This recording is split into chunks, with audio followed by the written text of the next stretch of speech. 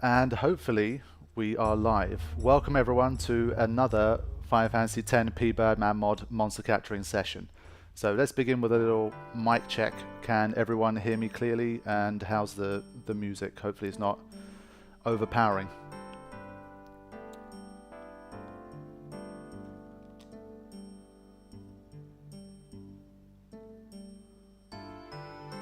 Okay. So today, the aim of the session is, first of all, I'm going to spend like the first maybe 5-10 minutes or so dealing with the sphere grid, because we've built up a fair few sphere levels from the monster capturing so far. And once we distribute those, then hopefully I'll be strong enough to pretty much take out what's left pretty easily too. That's the plan. And then if I can do that, then we're going to dive into Omega Ruins and Inside Sin, and we're going to try and capture as many of the final kind of fiends as we can in this session. Okay, so what I did, because I knew I had to mess around a bit with the sphere grid, I was going to use some return spheres, and I figured I should probably get some of those. So I got myself 10 return spheres. I hacked these in. I mean, it would have cost me maybe 100,000 gil or so to get them, maybe a little bit more, but I couldn't be bothered to do the whole bribing thing, so I just went with that. So what we'll do is we'll start with the sphere grid. Was there non-enemy inside Sin that said to watch out when you try to capture it? Yeah, there's gonna be a few enemies that might still be quite challenging, so we'll have to see. For now, let me focus on the grid, so I might be a little bit absent from the chat because I just want to sort this stuff out so we can get to the business of monster capturing. So I was taking Tidus down Orin's grid. I don't think he has any travel that he needs to do, like with friend spheres or teleport spheres or return spheres, anything like that. So we'll move him along like this.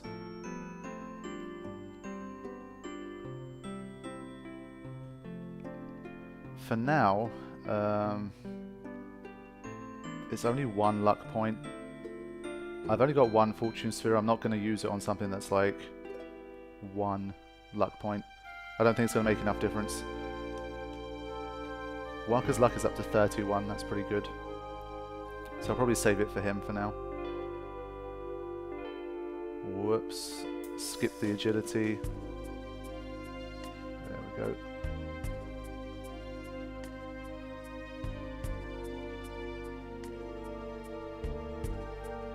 So one thing I'm thinking of with this whole thing is that now we're going to get to the fiends that really give serious AP. So I might have to kind of long out the process a little bit more by rotating people, so capturing and rotating at the same time. Otherwise these guys are really going to fly away with their stats. I need the others to kind of keep up.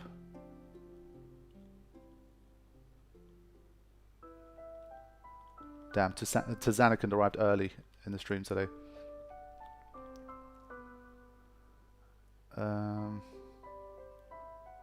What was this? Oh yeah, this is Pbirdman's move ejector shot, which I've not really needed too much, but it's cool that it's there. I might as well go up and get it. I'm going to be getting plenty of sphere levels as we move on.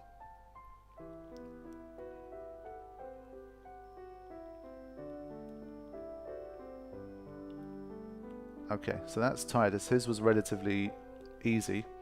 He's up to 70 strength, that's pretty good. And because he's on Orin's grid, that's going to go up by like 4 every time pretty much. So yeah, within like 10 more sphere levels, he's already going to be up to close to 80, so that's pretty good. Now, Waka and Orin I had to shift around a little bit more. That's why I needed the return spheres and stuff. I'm going to pick up these bits from Kimari's grid first before I make any moves. Will Pbirdman be around? I dropped him a message, but he hasn't replied, so he might be working today. So I don't think he's going to be around. Maybe he'll pop in later, I don't know, but he didn't reply.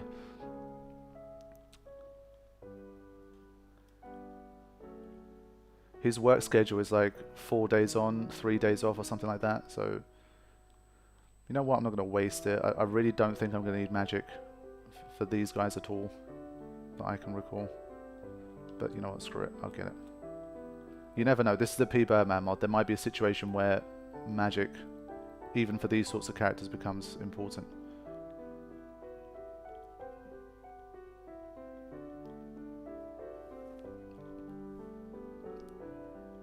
Okay, so now I had to make a decision.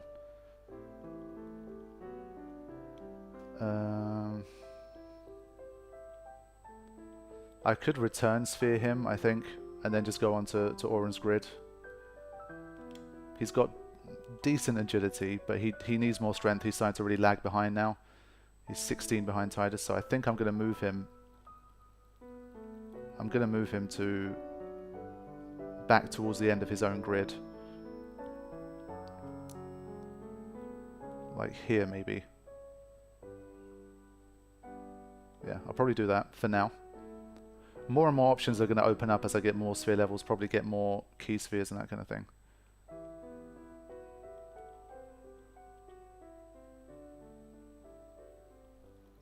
Okay. Some much needed strength. Basically, one of the main reasons I want him to have more strength is also because we got the floating death to capture, and he's the only one that can reliably hit it, so the less hits he needs to take out those floating deaths, the better it is for me.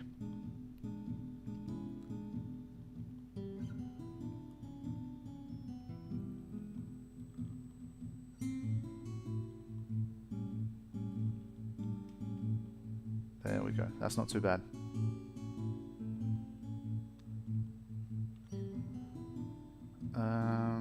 Should I come down to this bit as well? Magic break. I'm not really sure that I need this stuff down here. Maybe I'll come far enough to get this, and then turn back, and then head back up towards this bit. Something like that. Okay, so Oren done 2. Sorry, Waka done 2. Now it's Oren. So basically going to do the same thing with him, I think. But with him, I need to make a different kind of decision, I think. Because he needs agility, and he needs it badly. So I might move him more towards like Riku's grid, if I can.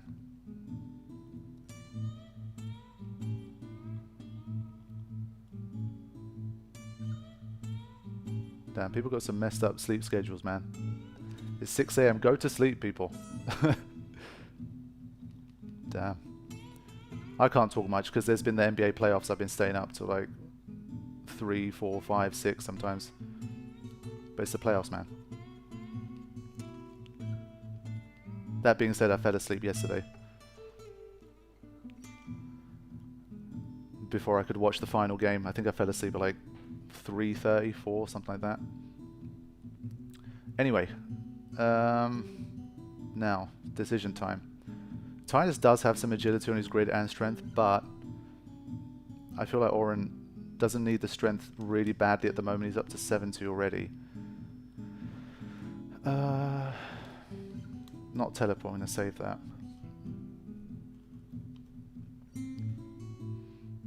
Now, I remember giving Lulu more agility by taking her towards the end of Riku's grid. That might be wise, so pick up a nice chunk of agility for Oren at the end of Riku's grid, and then take him towards Titus' grid, something like that. I think that could work. So I'll go for this for now. Because 70 strength is pretty good anyway, especially for like monster capturing sort of stage. You don't need too much more than that. Move him down there. And to be honest, I'll probably break this lock and get these bits of strength as well. I don't think I need the level 3 key spheres that badly right now.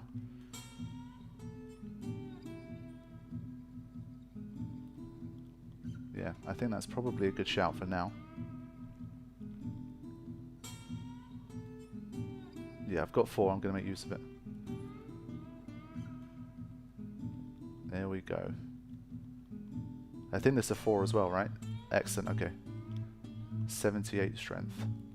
That's nice. In fact, even more.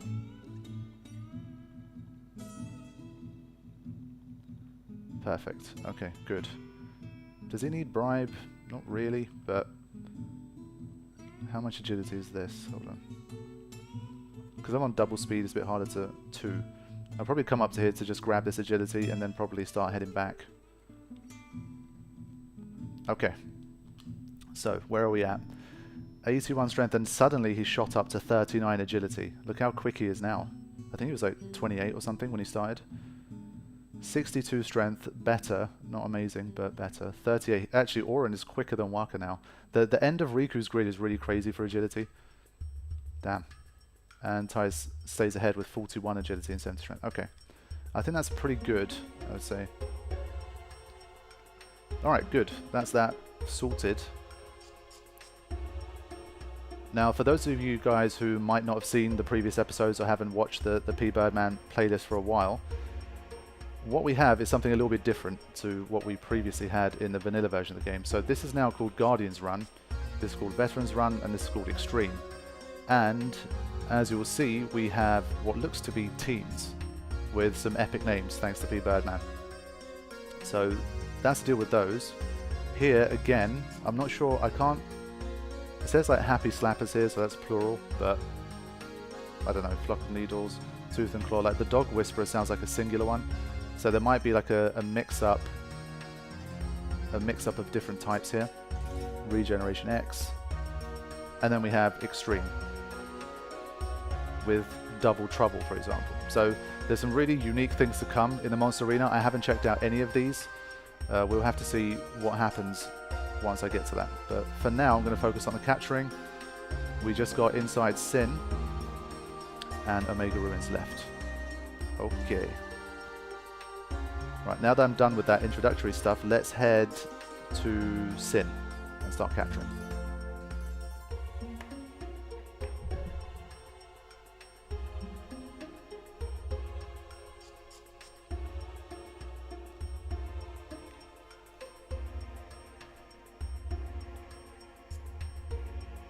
Those team names remind me so much of the Colosseum tournaments in Kingdom Hearts.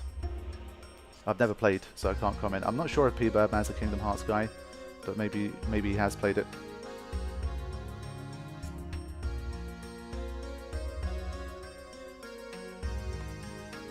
How is my day today? Any day that I get to live stream and hang out with you guys is a good day.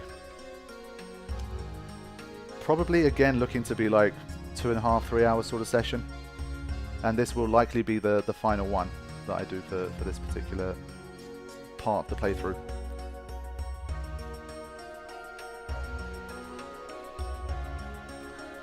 Okay.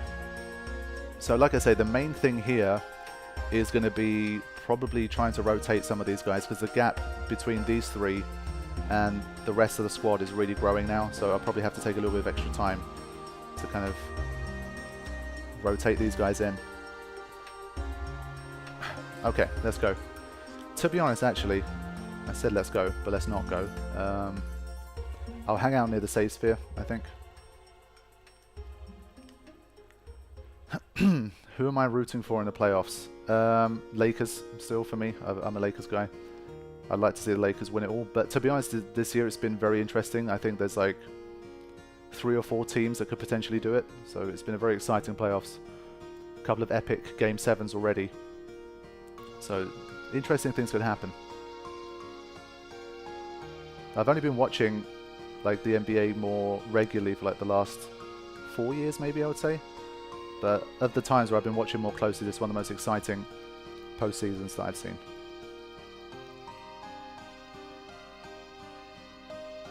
Okay, ignore who I'm rooting for, her up page. Who are you rooting for? I can't scroll the text right now. Let me know again.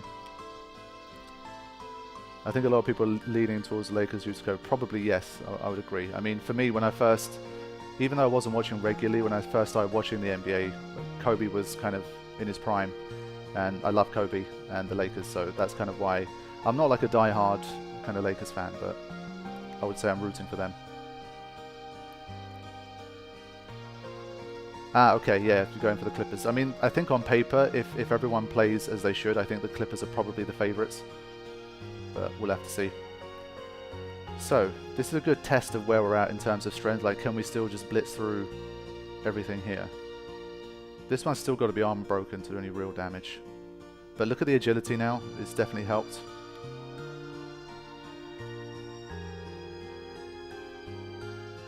Okay, so now that we've got armor break on, it should just be almost quad 9 damage now. Yeah, look at that. So we're finally starting to see some regular quad 9s happening. So realistically, to have everybody kind of follow along in terms of AP, I've got to do this for all of these encounters. Otherwise, these three are just going to race away. So, first capture of the day.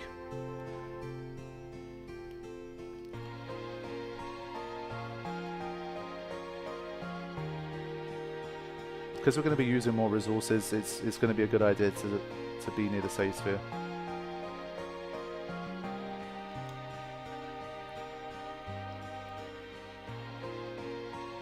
Yeah, you get a lot of these guys appearing in this section.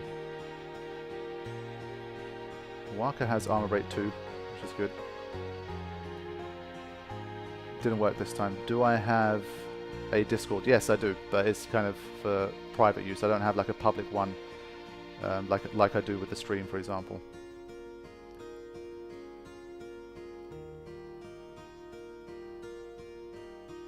It's a bad start against this one. There you go. I still think for like 80% of what we have to face here, there's almost no risk of anything major happening. So I think we should be fine.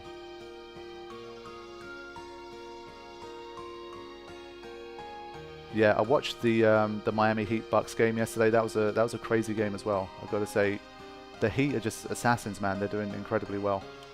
I like the Heat.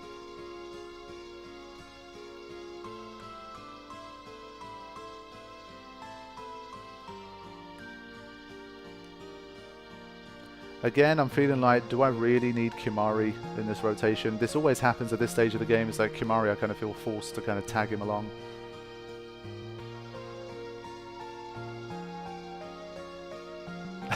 Because Berg said that he's going to take an L on his phone. I probably will. I probably will. But I did say 80%. I left a little bit of room for things to happen.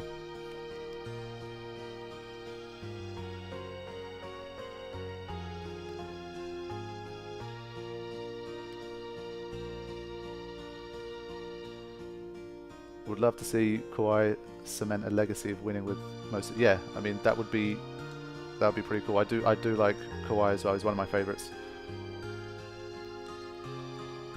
Didn't think I'd be talking this much NBA on a 5 Fantasy 10 stream.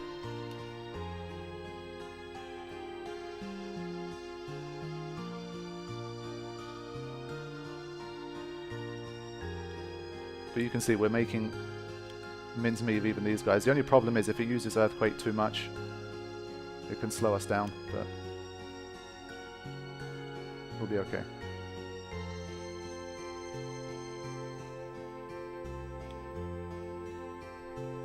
So you can see why this particular bit is going to be a slog, but it's going to come with the advantage that my stats are going to be pretty beefy by the end, and then hopefully I'll be ready to take on those difficult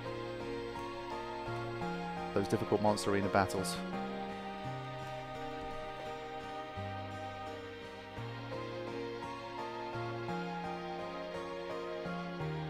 Okay, I forgot to change my team around, but these ones, we already captured these previously, right?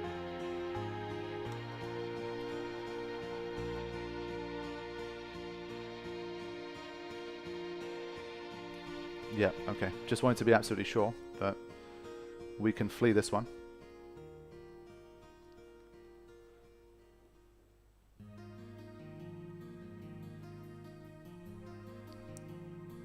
This time, yeah, Pbirdman is not here for this one. Currently, I don't know if he'll pop in later on, but for now, he's not around. Probably working. My live stream timing and his work time doesn't match up. If he's working, then oh, okay, here we go. Here's a big one. If it doesn't match up, then it's very difficult. Okay. So for this one, I'm going to treat this kind of with respect. Only thing I'm thinking again is I think normally when you used to capture this thing, did it use meteor? I think capturing it was a way to stop it using meteor, maybe? That's what I recall. It's going to be one way to find out, so let's get it down to... This part is very easy, but if it hits us with meteor, I still think it's a one-hit KO for everybody. We have to be very careful.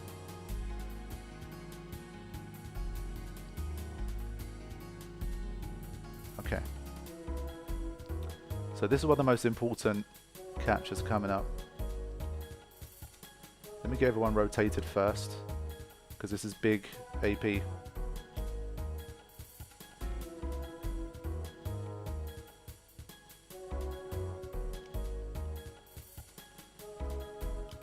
Okay, I think that's everybody.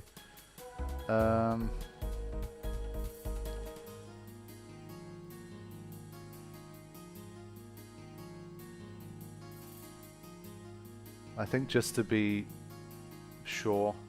Oh wow. Thought I froze. He has used 2, right? Okay. I just want to see if there's going to be a meteor after this. I feel like in the Pbirdman mod, if there wasn't before, there might be one now. I don't want to fail here, so... Wait, it missed? Why? Damn it.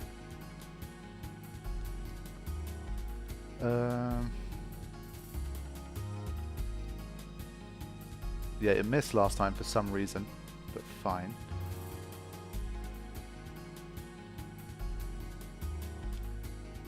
Okay. This is a bit kind of overkill, but just for this first one, just so I know what to expect. I used the wrong thing. Did I not use a healing water? Wait a minute. Did he change what healing waters do? Let me see that again. Oh shit, what? Well, that's a change. For those of you guys that have been following along, healing water was healing like quad 9, I think. Oh shit. Okay, well there you go. There's a nerf live for you guys to see. Damn. I did tell him to change that though. I mean, that's something I did mention. Because it does feel like it could make things a bit too easy. So I think that's a good move. I don't know how that's going to affect the harder battles as we move on, but damn. Okay. Yeah. I'm still going to use it. I think it's still probably the best option I have. I don't have an alchemy weapon. Maybe with an alchemy weapon you still get double. But yeah, I think we're okay. Let's try and take it out now, see what happens.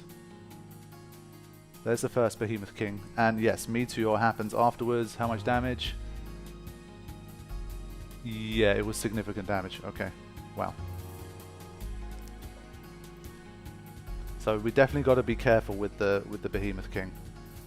It's no joke. So that's one of the 20%.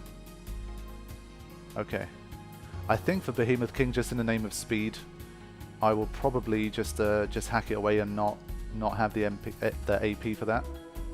So you'll see in the next one, I'll probably just go for a quicker kind of method.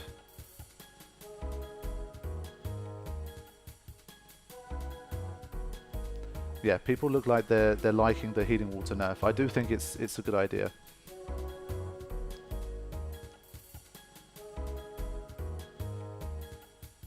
Okay, let's go.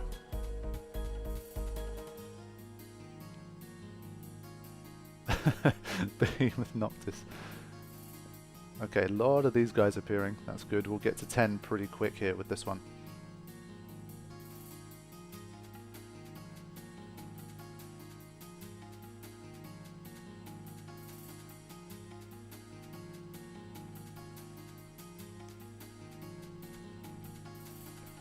I think we had a bug with the adamantoids when we go into the next part. There was a thing where it just kept using Earthquake over and over again until it killed you, like in a buggy sort of way. So that's something I need to probably look out for as well.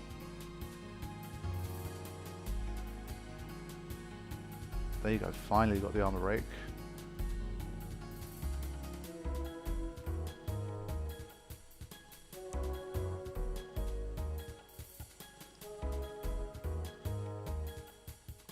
Okay, start swapping people in.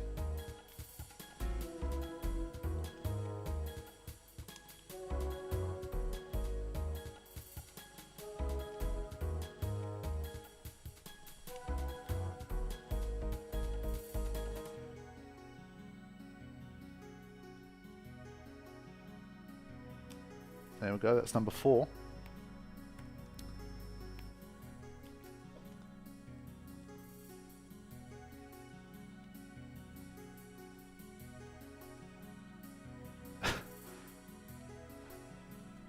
See you soon, Flat. Thanks for joining us.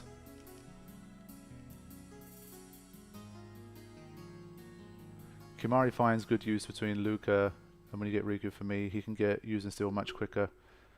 Yeah, I think that tends to be probably one of the best paths for Kimari starting out.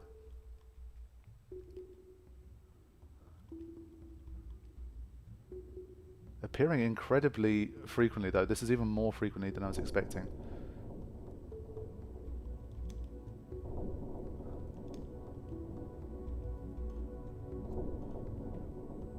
Emmy Marie, welcome to the stream. I got the armor breaks in pretty quickly on the first couple, but it's taken me like 3-4 attempts since then. It's still pretty resilient. There you go. How do you get 99 dark matters to customize Ore and Ribbon? I guess you can fight Dark Yojimbo over and over again, or what I tend to do is if you can one-hit kill Sleep Sprout, you can kill that one over and over again, and the rare drop is 2 dark matters if you overkill it, which you should be. And if you can do that, then like you'll get 2 maybe like every few minutes or so, because it's a very quick battle to keep rotating. So that's one of the ways that I do it. Socky, thanks for joining the stream. Let's rotate these guys again. It's one of these things where it's just like, it's even more tedious than the monster capturing itself, but I feel like it's worth it. Will I do Final Fantasy VI someday? Someone hasn't been paying attention to the channel. Literally like two or three videos ago, there was a video that had the Final Fantasy VI cover as a thumbnail where I talked about doing Final Fantasy VI. So Final Fantasy VI is the next LP on the channel. It's starting in maybe a couple of weeks or so, something like that. Erica, welcome to the stream. Good to see you. See, look at them sphere levels rolling in. I've only captured 6 fiends so far, and I already have 3 to 5 sphere levels for everybody. So you can really see how much difference it makes.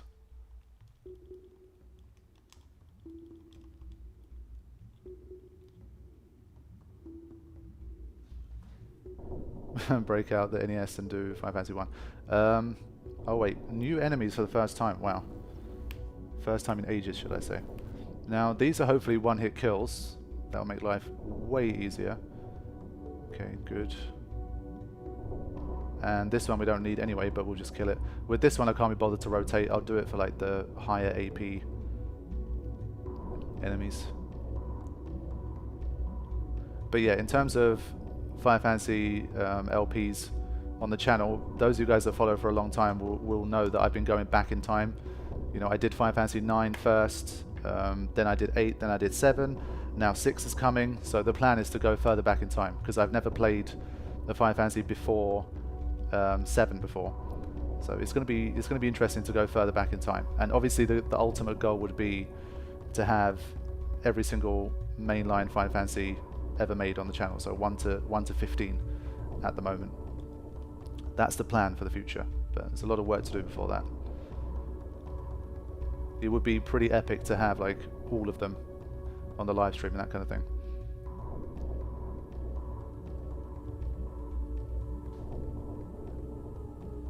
Okay, arm break finally there.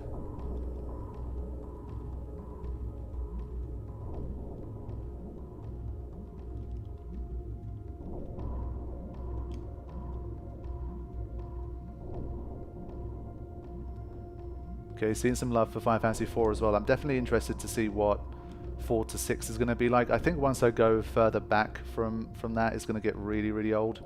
I'm probably not going to have... I mean, I don't hear too many people saying like Final Fantasy 1 or 2 or even 3 is my favorite Final Fantasy. I mean like the original Japanese 3, not the US 3. But 4 to 6, I'm definitely looking forward to. There's definitely people who've played like the entire series that have like one of either 4 to 6 as their favorites. So I think that's going to be cool. That's a good question. What will come first? Dangs plays Final Fantasy 1 or Final Fantasy 16? Place your bets now. I don't know. I'm thinking at this rate it'll probably take 2 years maybe for me to complete all the Final Fantasies, because I'm assuming they're going to get shorter the further back I go. So I think 2 to 2.5 years, something like that. I feel like surely by that stage I'll be close to finishing them all. Which means that there's a good chance that I'll finish Final Fantasy 1 first, but you never know.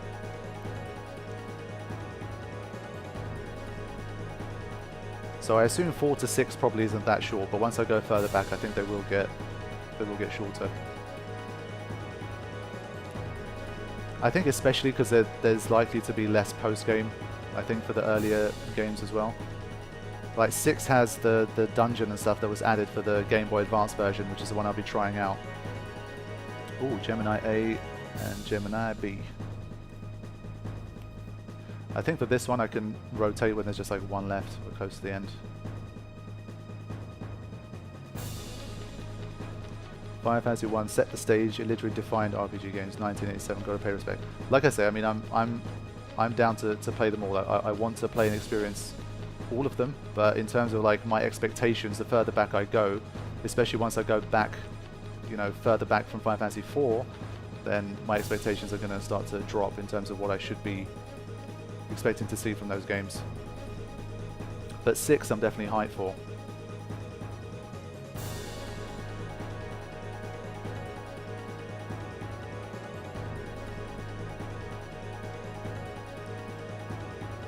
Okay, quick armor breaks here.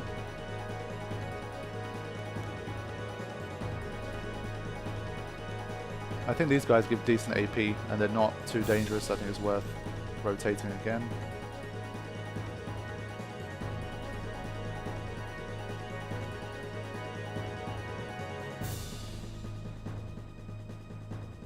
There we go. Okay.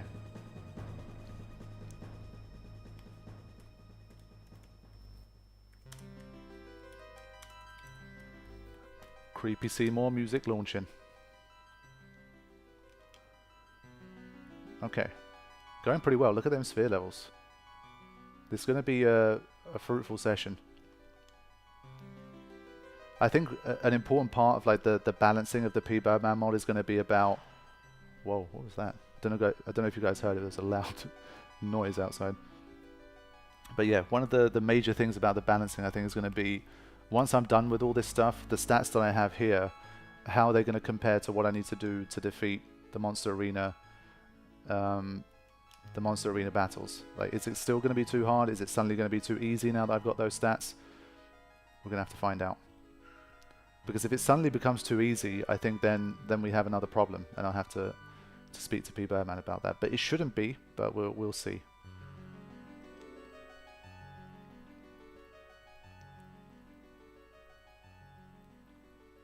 Come on.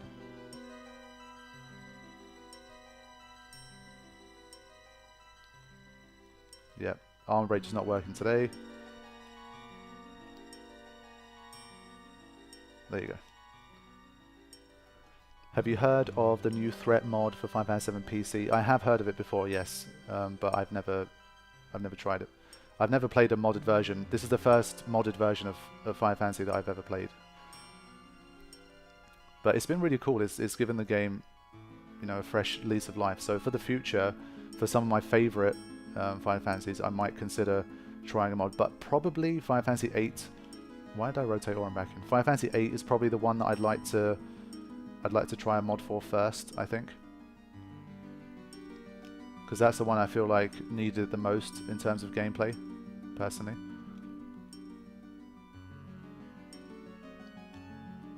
Okay, I think that's everybody. There we go.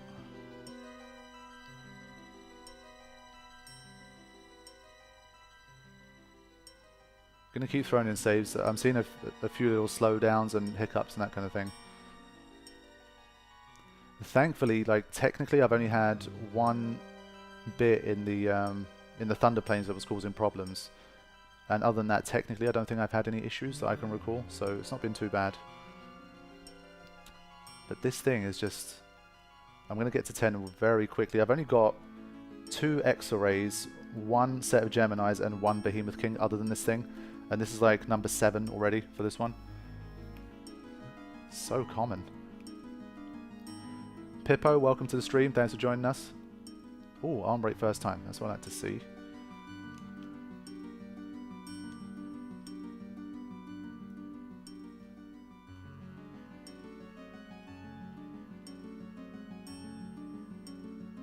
I forgot how long this track takes.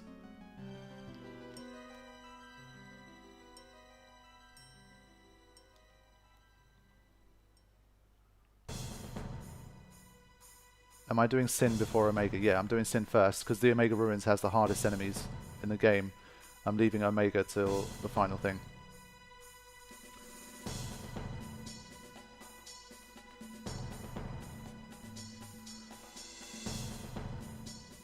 I truly recommend the new threat. Played 1.5. Recently, the 2.0 update got released. After new threat, he's going to do a Final Fantasy 8 mod. But it'll take time since the other one took 6 years. Damn it.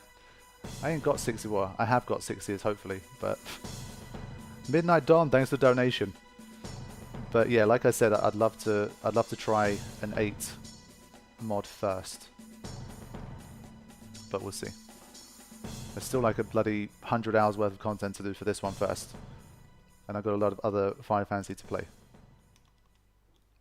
So that's like way further down the line. There we go.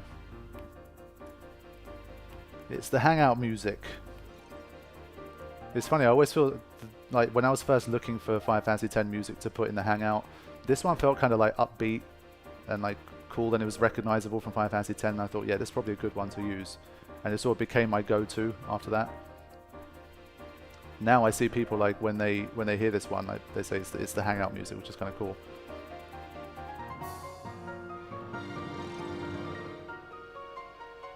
Okay, got the armor break in. What areas do I have left? I've just got inside Sin and Omega Ruins to go. But obviously, as you guys can expect, that's going to be quite a slog.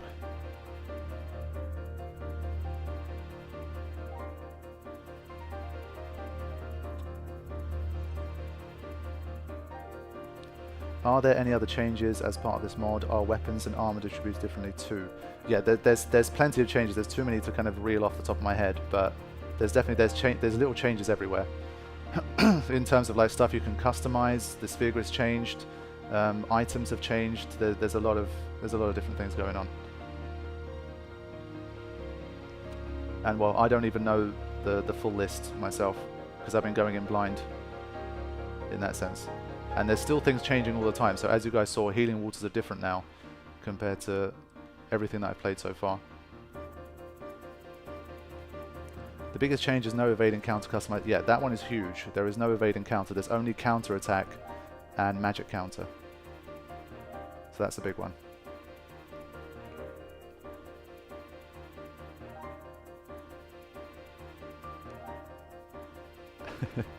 Dan's Go 9. Add it to the list. Final Fantasy 1 was supposed to be Squaresoft's last game, but it was a commercial success, hence the name Final Fantasy. It's like me when I said at the end of the Final Fantasy X LP, where this is probably the last Final Fantasy X boss battle I ever upload. Square Enix had that moment as well.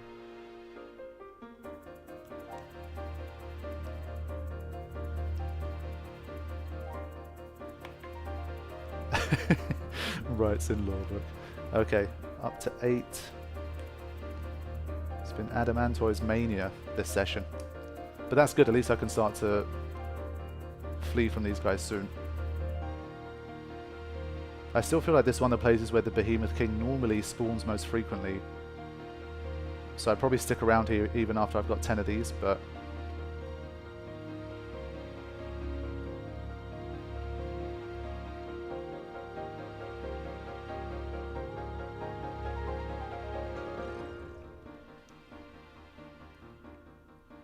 Okay.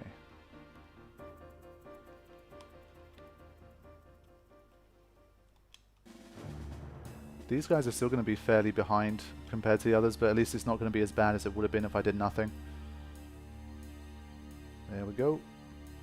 It's number 8.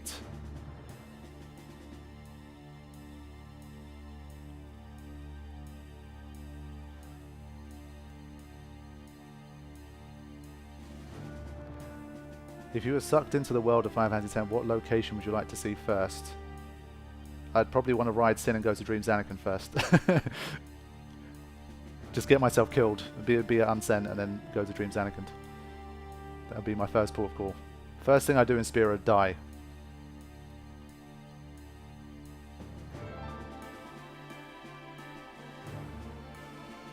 But aside from that, I think the Marcolania Forest is really cool. I'd probably want to see that. Maybe one of the first places. I feel like places like Besaid are really beautiful, but I feel like there's more kind of, you know, there are really beautiful tropical beaches and kind of place islands on Earth. So maybe not Besaid first for me, but Marcolania with that forest, it's kind of got like that whole crystal thing going on. There's a place where you fought Spherimorph, so it feels like it's a very like mystical sort of forest. So yeah, I'd probably like to see that. Yeah, considering the spiral of death, that wouldn't be too hard. Exactly. Dying in Spira is just like, you want to die? Sure thing. That's kind of how things work around here anyway. Thunder plains. Someone likes living on the edge.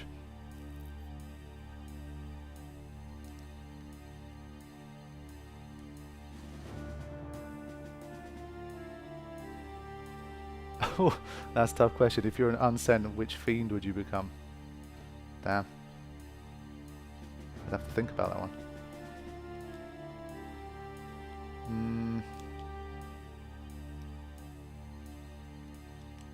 Hold on, let me finish this battle and I'll think about that one. That's a good question.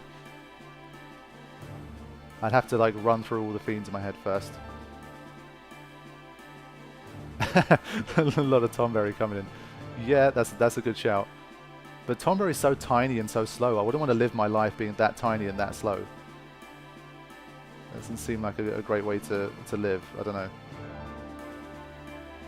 I'd probably want to be something a bit more like that can be more nimble, agile, but not be a lizard. So I don't know.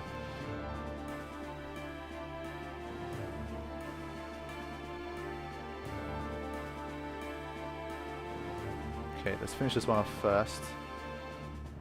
Yeah, the wolves are a good shout, I think, but they're kind of generic. I'm thinking something maybe a bit more different. Could be cool. Up to 4 Geminis now, I think, unless I already added them, and I've just added them twice, but that's fine. I see. I was thinking the first thing that came to mind was like the dragon types, like the Nidhogg kind of thing. That was something I did consider. And Varuna is a strong choice. Yeah, but those things look so like menacing and like creepy. I know fiends aren't supposed to look cute and friendly, but that one just looks like really nasty. I don't know. I don't want it that nasty. I think the Gemini bros are kind of cool. If I get to have like a Gemini bro, that might be fun.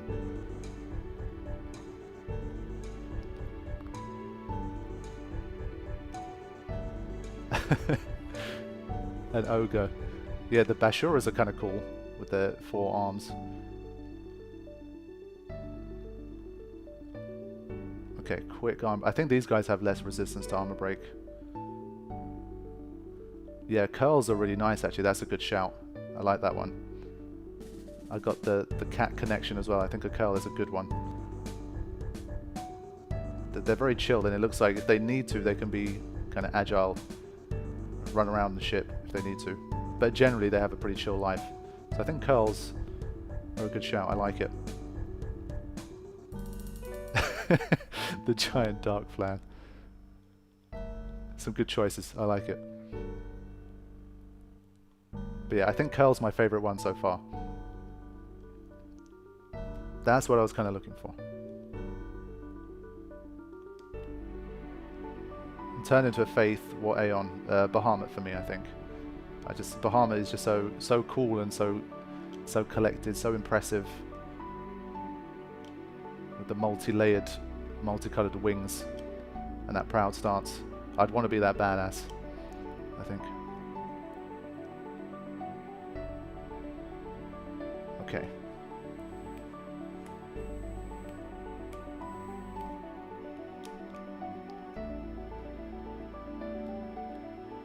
I'd want to be a fungus. Some really interesting choices here.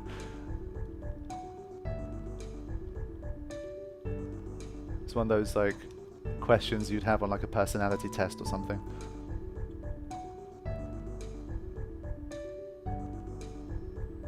Okay, this is number 9, I think.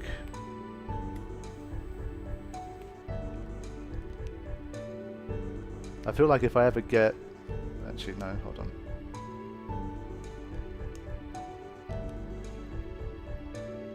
Need that armor break.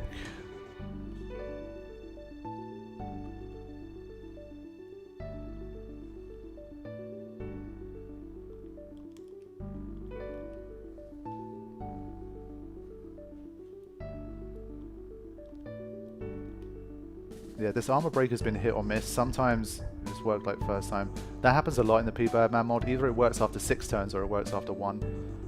You don't tend to get a lot of in between. But as you can see, it's another one of those where it's taken me like 4 or 5 at least. There you go.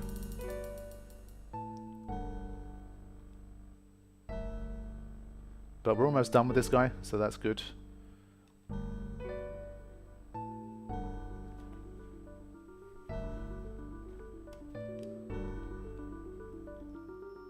Okay.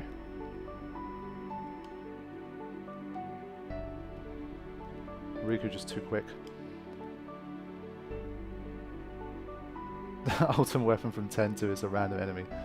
That's kind of cheating. I don't count that. Cactar's an interesting choice. They don't really have any predators, so they'd be like chilling out in the wild. They're quick, nippy. Based on the mini game, they can travel around Spira as well. So I think that's a good choice. Okay, I think I rotated everyone now.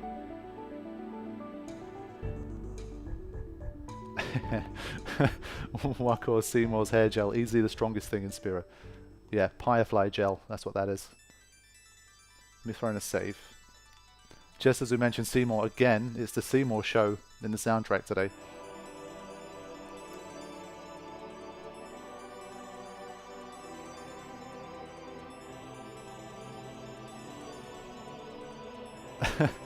I'd be a blitzball. There it is.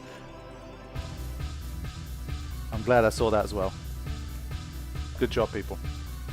Damn, I forgot to rotate again.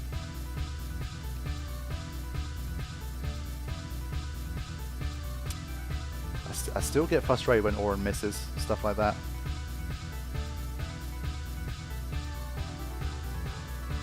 Will you ever show us how to navigate and use the expert sphere grid? Not really, no. It's not something I've personally considered.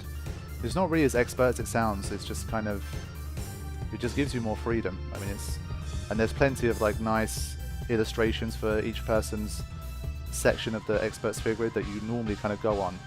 But I guess it becomes easier to break off and go into different areas of it.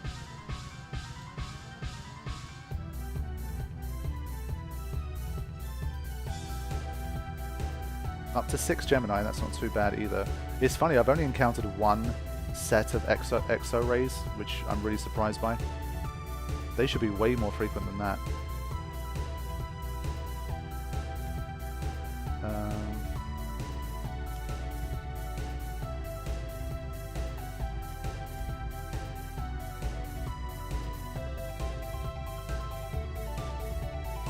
Okay, let's finish this.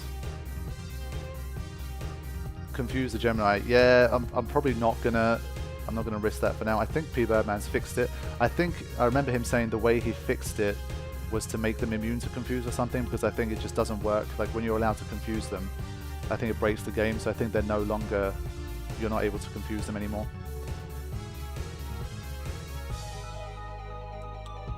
I also had trouble encountering X-rays. We'll try the next area because there's a few more fiends that appear there, so once we're done with the adamantoids, I think I'll move on to that bit. We'll try a different area. Okay.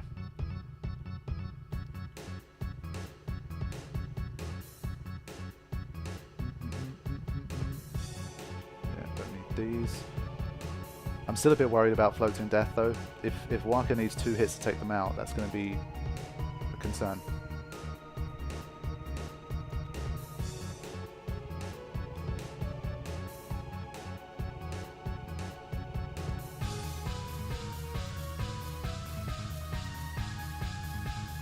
Okay, this should be number 10 for this one.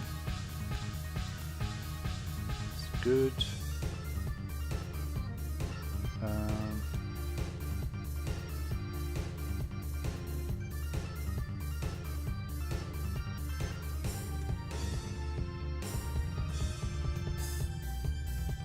Okay, so he got it first time. Last time it took like 5 or 6 turns again, but got it first time on this one.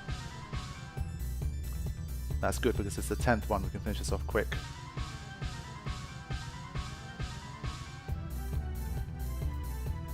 Get these guys in. Seriously, 2 times speed is such a lifesaver here. It really is.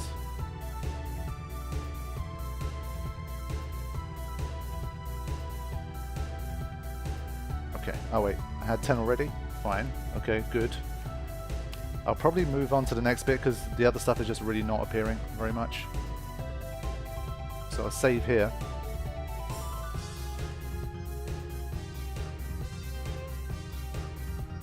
Why is everyone avoiding Riku? Because she's 15, maybe?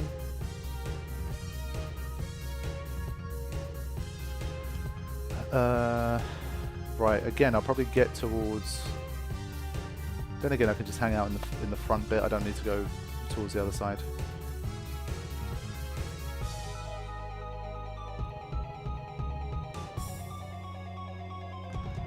Okay, one thing I will do, I'm going to put a first strike on here at this stage just in case the Great Malboro appears. I know it's not specifically for this area, but we will need it eventually, so we'll make sure we got that.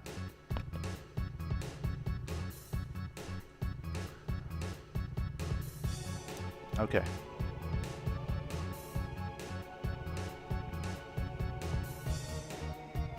So this is something we definitely needed.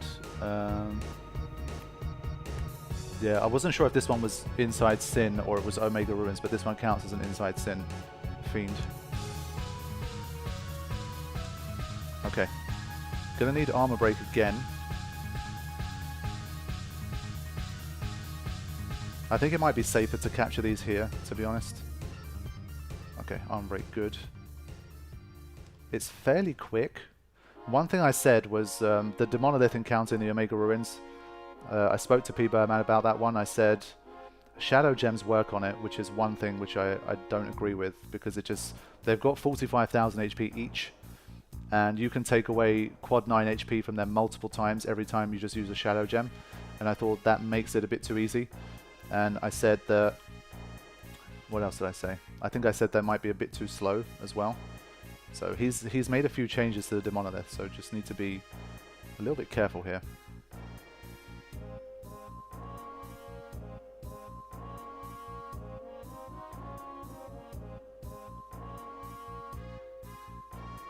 So it's like Curse and Zombie.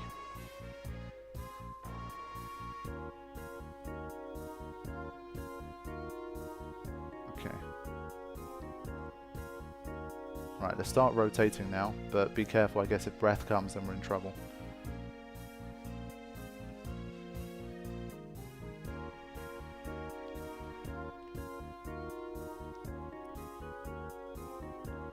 Okay, good.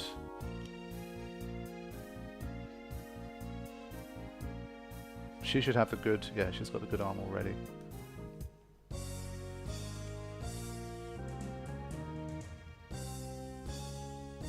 Okay, there we go. First one, no drama for this one, but like I said, if you come up against 2 of them, it could be quite difficult in the Omega Ruin, so maybe better to deal with it here.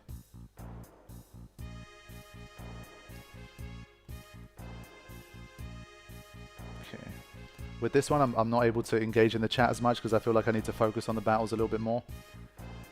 Because if you do make some mistakes, you could get wiped out. Like against this guy, for example.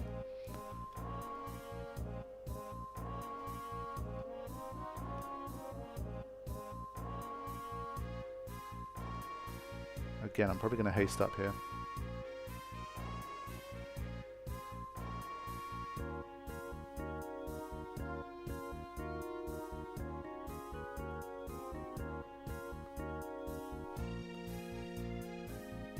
It's just so nice that we can all survive heave now. It makes such a difference. I think for this one I said I'm just going to go quick on it.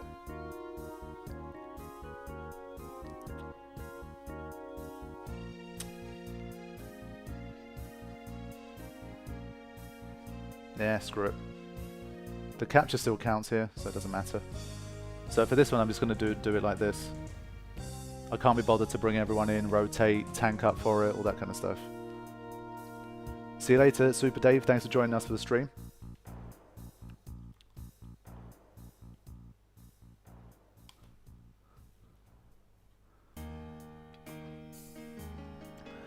Okay, can flee from this sucker.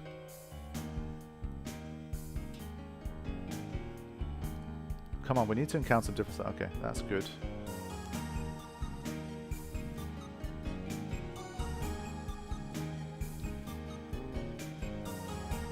Now, if armor break takes too long, this one can be a bit annoying as well.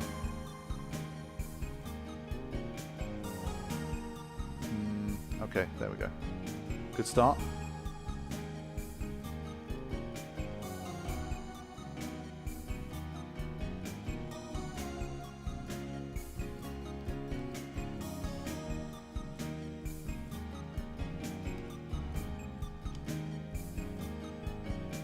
Actually, I don't think... Maybe Kimari doesn't have stone proof. I've got to be careful of that.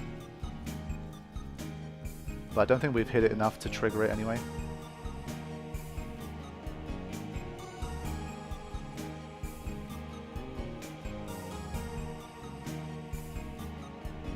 There we go. The Monolith number 2. So it's almost been an hour and we're not even halfway through Inside Sin. So it's looking like for this area, for this stream, I'll probably see if I can finish Inside Sin and probably do a little bit of Omega Ruins, and that's about as far as I'll be able to get, I think.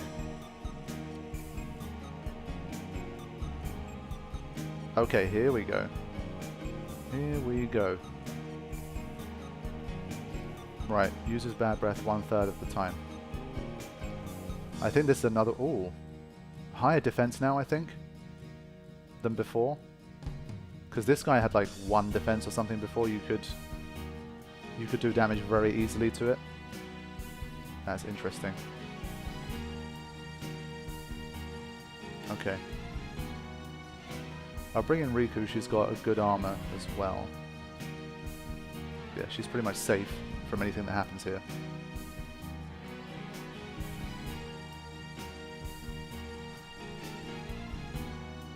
Okay.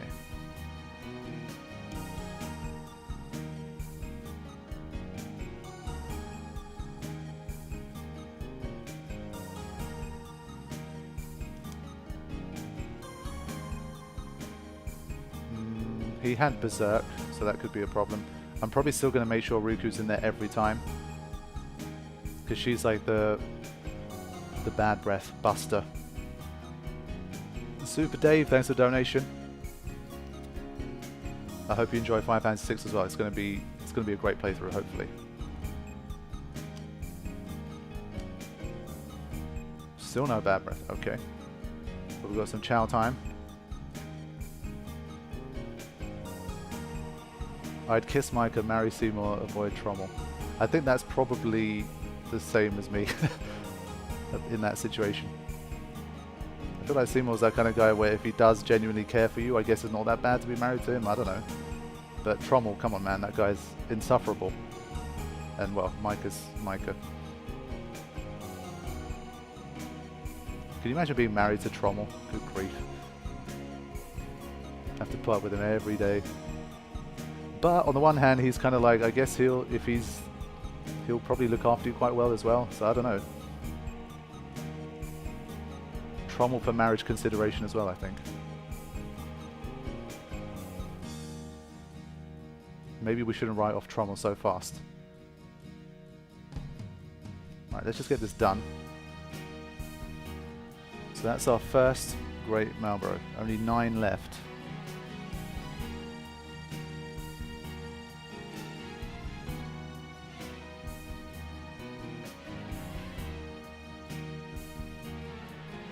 Arkensteel, welcome to the stream.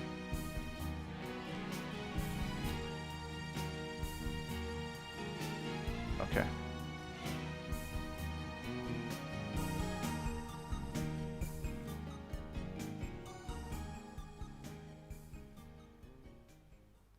Alright, okay, Psyche is a Micah fan, clearly.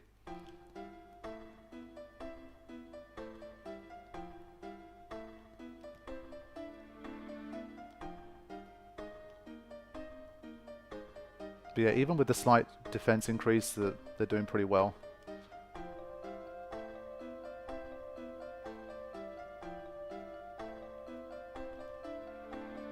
I couldn't marry Yojimbo, I'm not a sugar daddy. Yeah, Yojimbo's got a different kind of arrangement with those kind of things. You want his services, you've got to pay him. You must pay his price.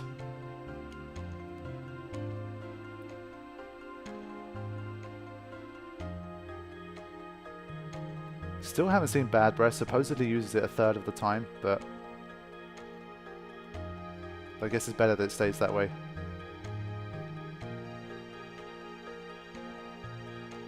There we go, it's number 2.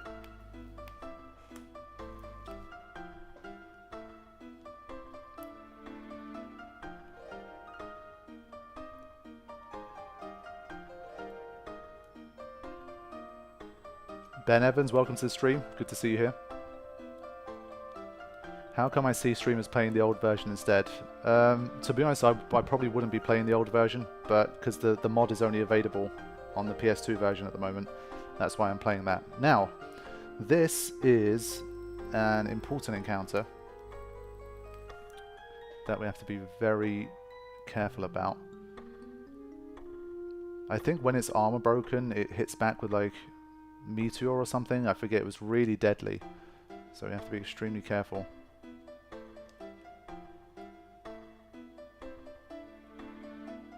This is another one where I'm just going to be focused mainly on just capturing and not rotating and that kind of stuff. Just make sure we get it done. Okay. How much without armor break?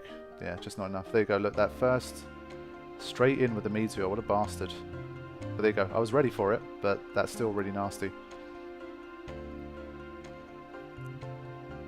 Oh, it's hanging. I think there was a problem. This happened during the main playthrough as well. It fixes itself on the next turn, I think, but Meteor is one of them attacks where enemies can have issues with it afterwards.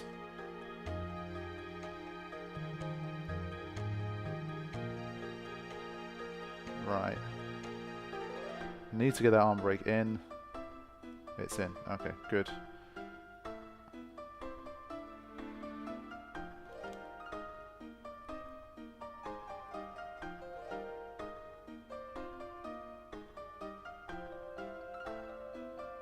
Just such an annoying enemy, it really is.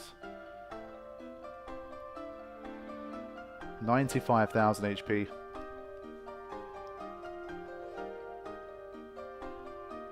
It uses guided missiles as well, if I remember correctly.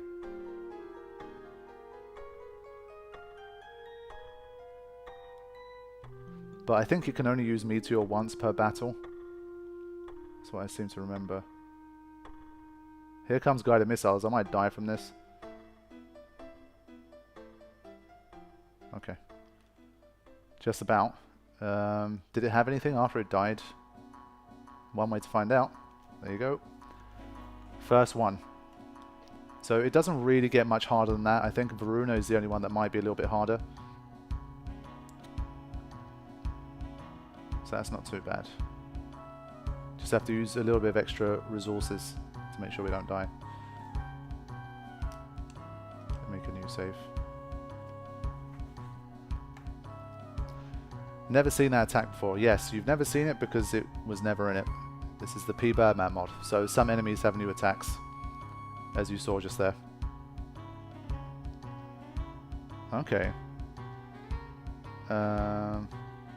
Wraith. Okay. First Wraith of the session. I think as of now, yeah, I've captured one of every, at least one of every fiend inside Sin. So that's something.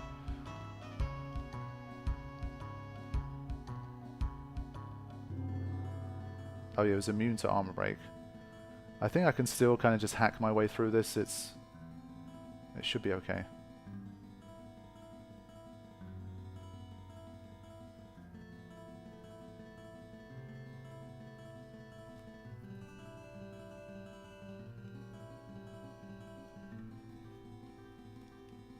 Again, this one's a low AP enemy, so I'm not going to rotate with that one.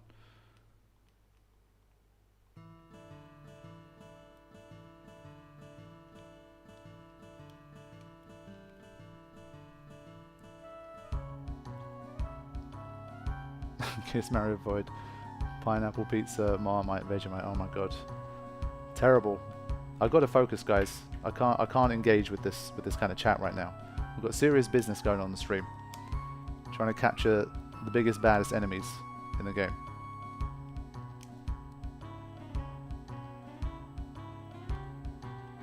And that meteor is very scary, so got to stay vigilant. Light curtains aren't too difficult to farm, so I don't really care about using them that much at the moment.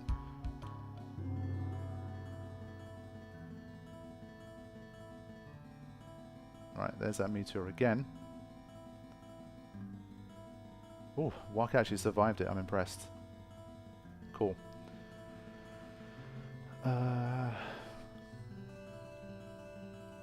Still going to use healing waters, I think. I don't have alchemy, so Albed potions aren't going to be great.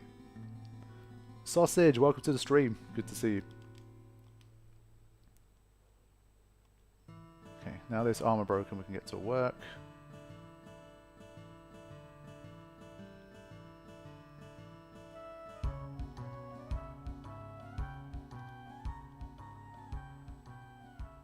I don't have that many X potions, so I'd rather not use it, to be honest. I'll swap just Riku in for this one. She's going to be important anyway, so...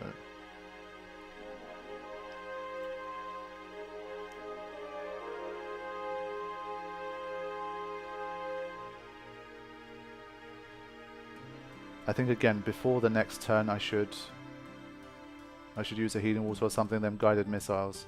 I survived it last time, but play it safe. I think it uses it when it's below like 25% HP, something like that. Okay. Thankfully it's not as deadly as it was when I first met this guy. Obviously we definitely have higher levels now, so this isn't really representative of what it was like when I first fought these guys.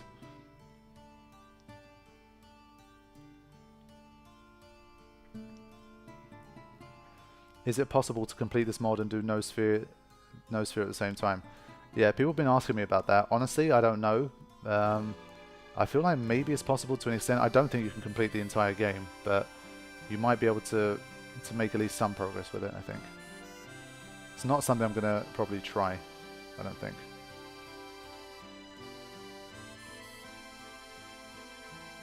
Okay, this is number 7, I think, for the Geminis. It's good.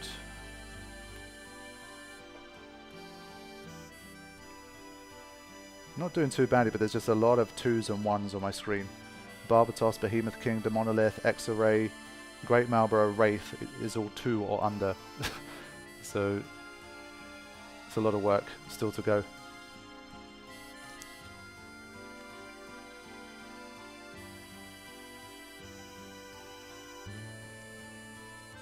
This theme is so good as well. Anthony, thanks for the donation, man. Appreciate it.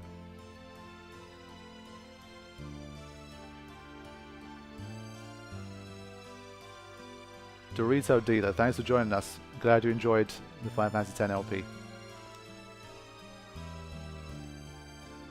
This is the channel where the Final Fantasy X never ends.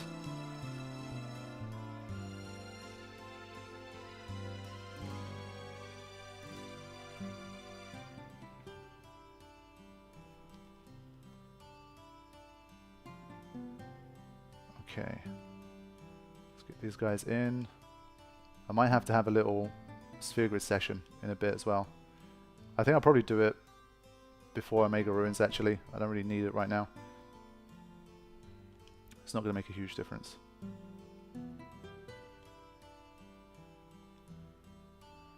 Do Maesters have to marry Maesters?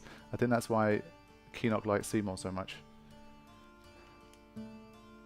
Poor Keenock.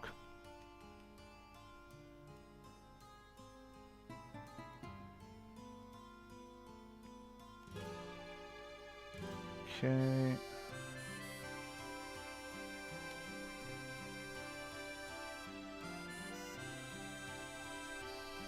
Alright, number 3. Good.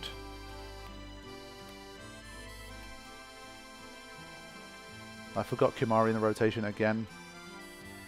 That's okay.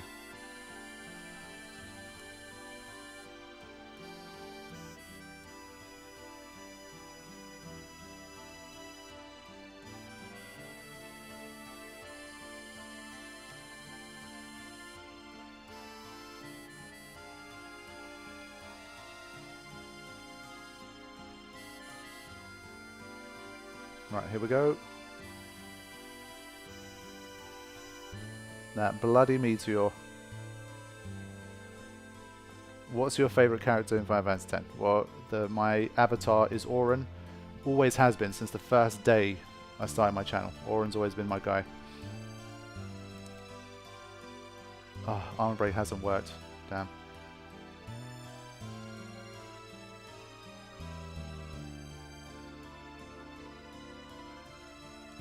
This one is not easy to deal with. As always, it's just waiting for Armor Break to work. That's always the most annoying part. There you go, finally.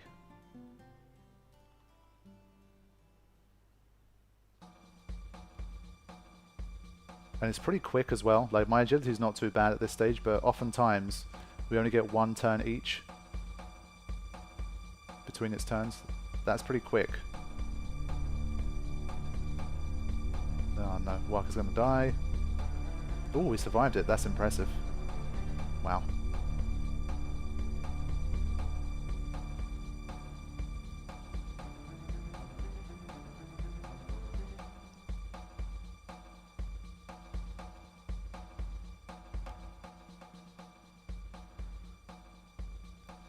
Even though I can hit for almost quad 9, you can see how long everything's just taking. There we go. Okay. That was the third one.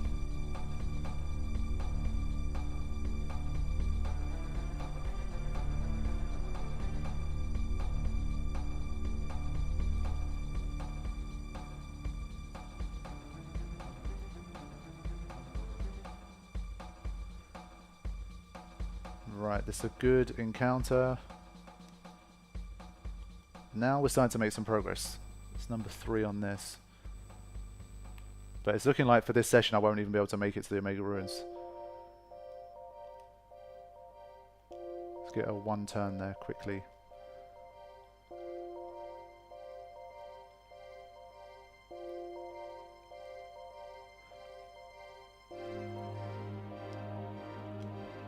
There you go, first bad breath of the session. Riku should have no problem with that. Waka dealt with it nicely too, and Auron did not deal with it very nicely. Okay, we'll keep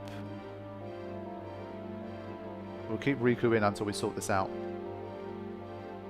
This is what I mean, it's still very dangerous territory here. Regen, oh yeah, I remember it could do that. Wait, could it do that? Is that a new thing?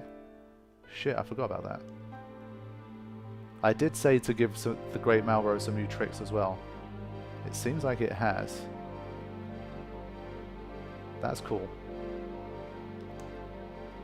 So this time it's turned into an actual battle.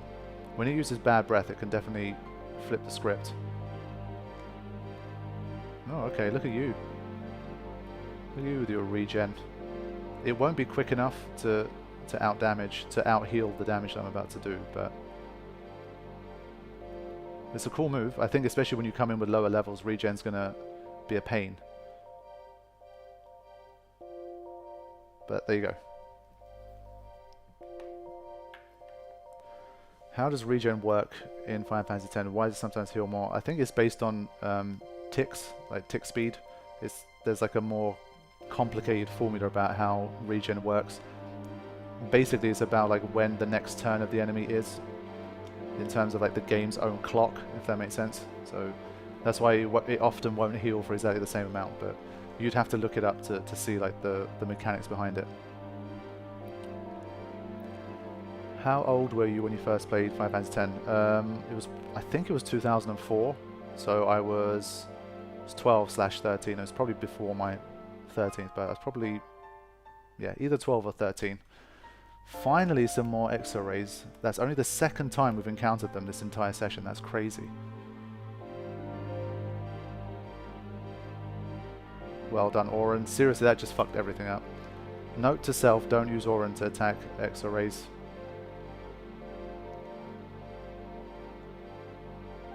Okay, let's get out of here.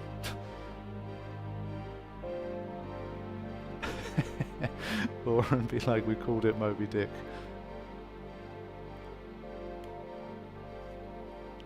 Am I going for break HP limit? I don't know. We'll have to see.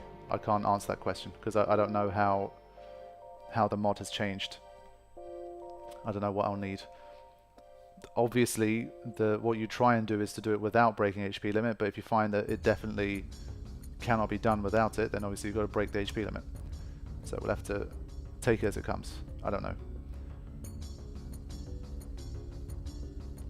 Stroman Senior, thanks for joining us. Glad you've been enjoying the content.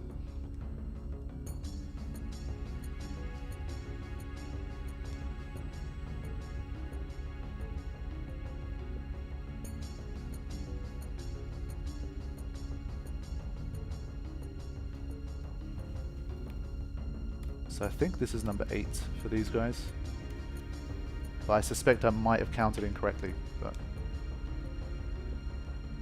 I have been trying to continue using my Excel spreadsheet, but sometimes I mess that up as well.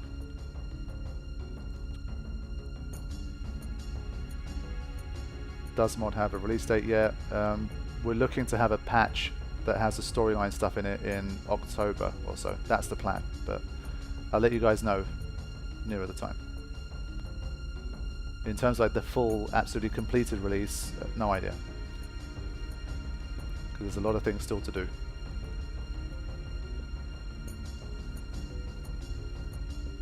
Okay.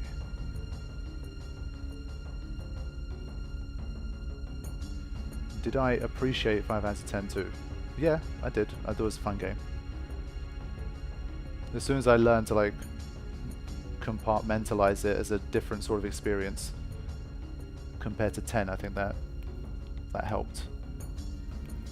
And ultimately, I think they did the best thing by not trying to make basically the same game again, and they gave it a whole different energy, whole different vibe.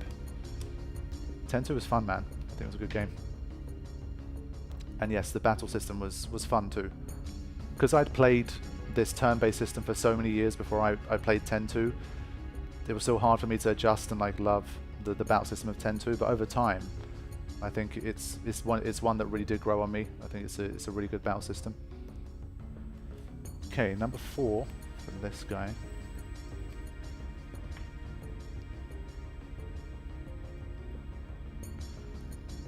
Night Supernova, welcome to the stream. Thanks for joining us. It's a shame none of these guys have Protect, I think. That's why I have to keep using these, but I can't bother to swap people in for now.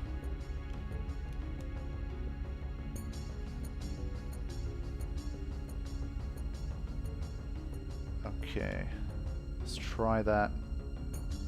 You know what, I'm going to wait so that it doesn't have the next turn like immediately afterwards.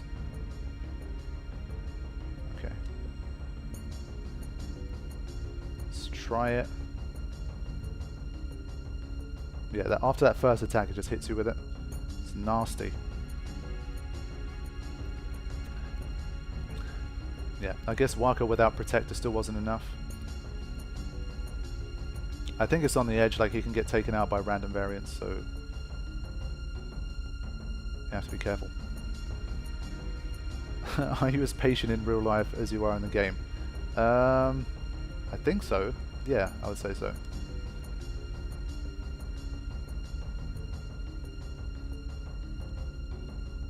Depends what it is sometimes, I guess. If I'm hungry, then my patience really drops, like noticeably.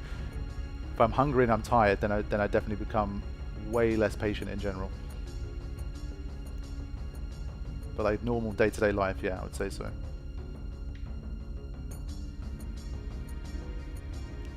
Just don't leave me hungry. I'm not going to rotate anyone in, I'm going to finish this off. No guided missiles. Boom. Okay, that's number 4.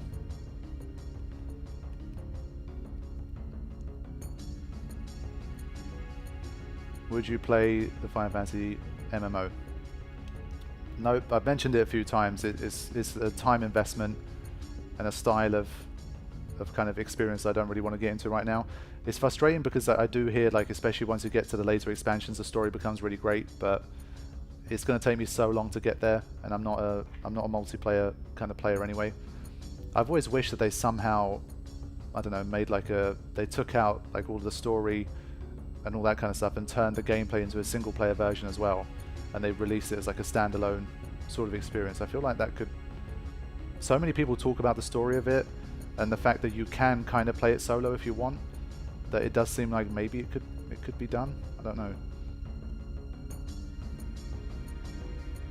Speaking of food, do you have a snack when I stream? Nah, to be honest, when I'm like actually live streaming, I don't stream for long enough for that to be needed. I've just got water with me. Because after you talk for like 2-3 hours straight, your voice can start to go sometimes.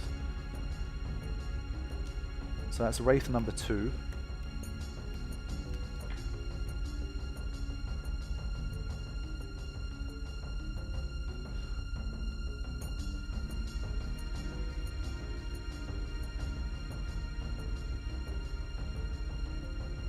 Okay, good. Getting the good ones to appear now. Behemoth King, that's number 3.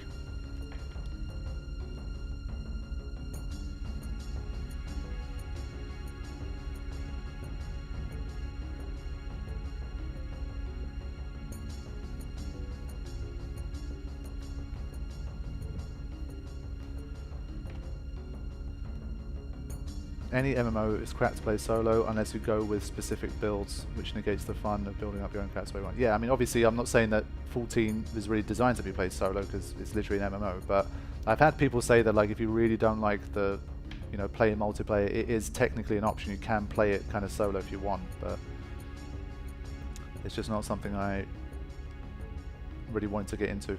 Oh, come on, can you just flee? Seriously.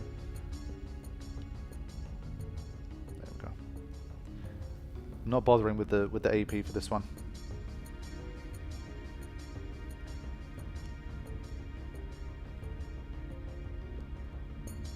Yeah, the Behemoth King in Final Fantasy X looks awesome. The one in 15 was cool as well.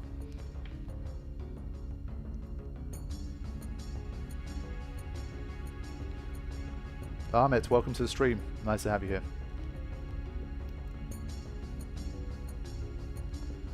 Mark Cummings, thanks for joining the stream. Good to see you as well.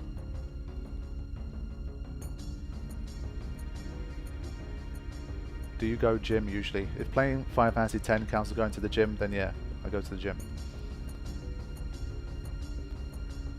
If not, then no. I've literally only been to a gym like once my entire life, and I think I spent like 20 minutes on like an exercise bike, and then I left, and that's been my entire gym career. The Monolith number 3 needs to keep fit. Hey, gym's not the only way to keep fit, man. There's infinite ways to keep fit outside of going to the gym. Now, again, Armor break. There we go, hit first time, good. You're seeing them critical hits coming in with his 31 luck. He does seem to noticeably get more of them now. Alright, good, we get to take it out before he even has a turn. Boom.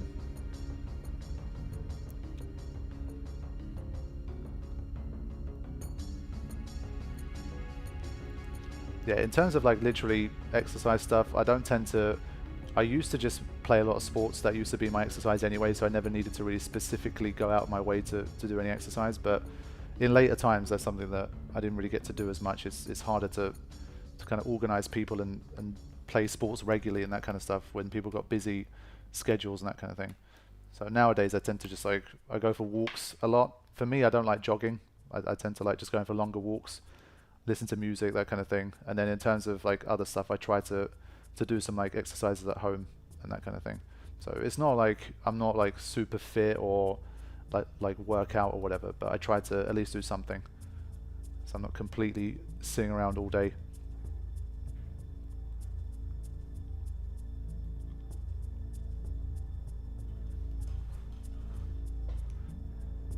But yeah, I've tried jogging before and it's just like, it's just not my thing, man. I feel like people are probably not too surprised by that. Walking is more my speed. But that being said, I love playing like football and stuff. I used to play endlessly. Like I used to play almost literally every single day up until maybe like my late teens. So I do love playing sports, but it's just difficult to do regularly as an adult, I think.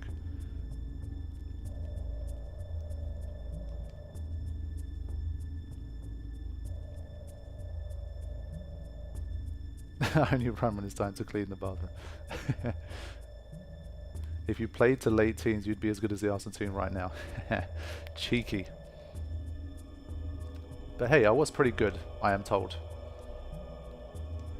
But it's like it's almost impossible to go pro as like as a footballer in the UK. Just millions and millions of kids, where I'm sure like of the hundreds that do become professional, there's probably tens of thousands that probably have the talent to, but just don't have the opportunities or the luck or whatever to get there. It's extremely difficult to make it and that sort of thing.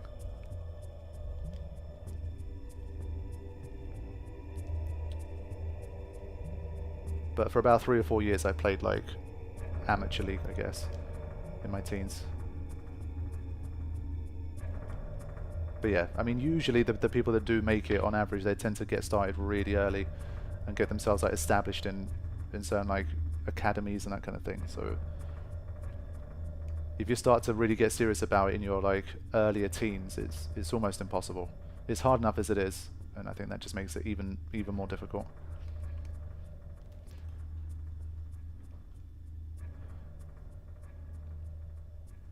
Game's been holding up pretty well, but I'm continuing to save just in case.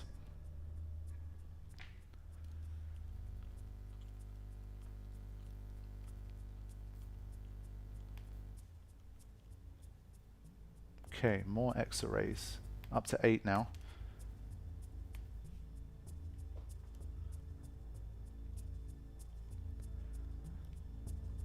Tennis was another thing that I really enjoyed. I do enjoy watching tennis. I try to watch the Grand Slam tennis as much as I can.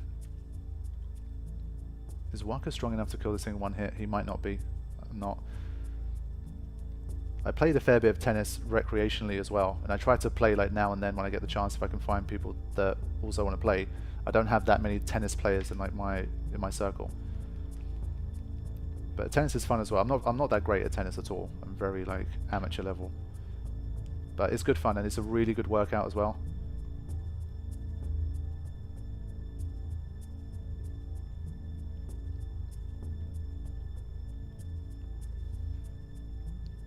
Okay, I think that's 5 Monoliths now. It's not too bad.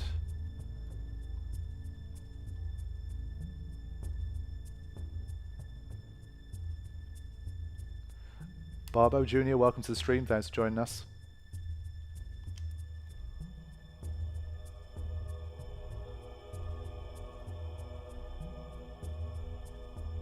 I was going to go Wimbledon this year before it was cancelled. Yeah, I've been to Wimbledon 3 times, I think, like over the years. It's an amazing experience. It's really cool.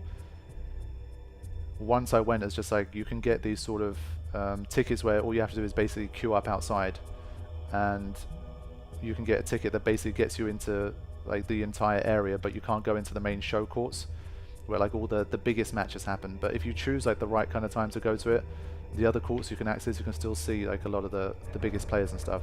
And even if you can't, as a day out, it's like an amazing place.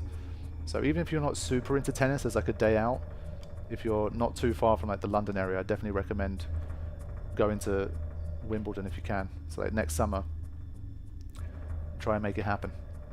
It's really good fun. And those tickets are cheap. I think they were like 20 quid and you can spend like the entire day there. So it was pretty good.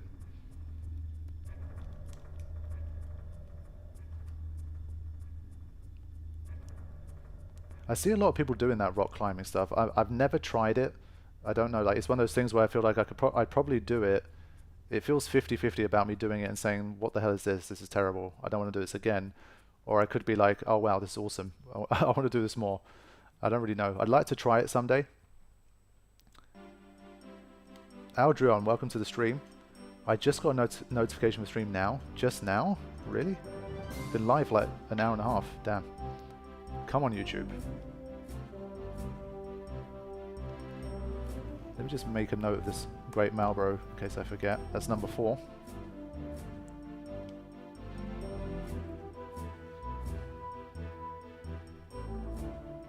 Okay, Oren, don't kill anyone this time. Okay, you can do that. That's fine.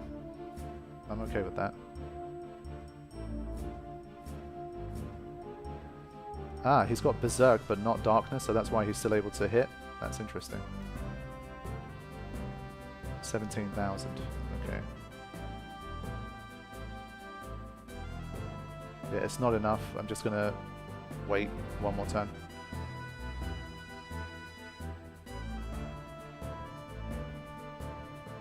Oh shit, I think I used the wrong thing. I was looking at the chat.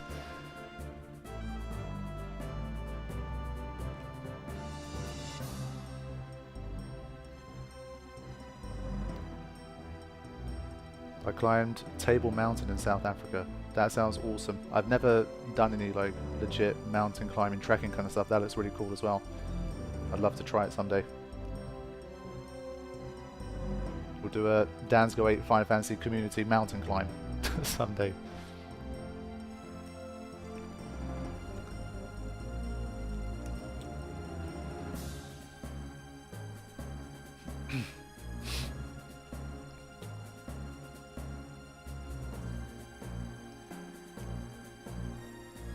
How did I end up here? I passed out, now I'm here. Fireflies.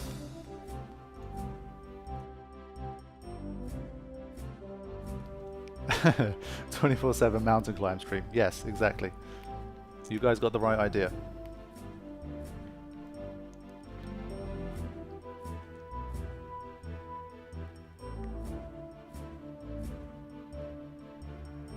What about paintballing? That's a good idea. I think we need to do like one kind of stream meetup first, see how that goes, and then if we manage to pull it off, then maybe we could like turn it into something we do like once a year or something, I don't know. Once I'm back in the UK, to be honest, because of obviously all the coronavirus stuff, it's very difficult to try and organise or do anything, but we'll see.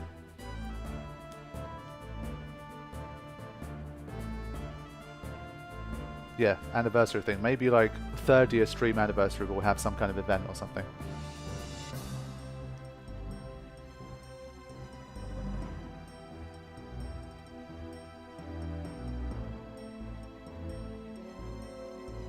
Okay. Nice.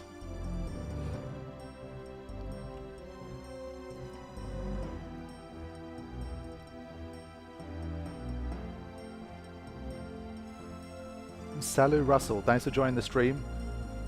Glad the content's been helping you. Stream Alton Towers visit, that's a good one as well.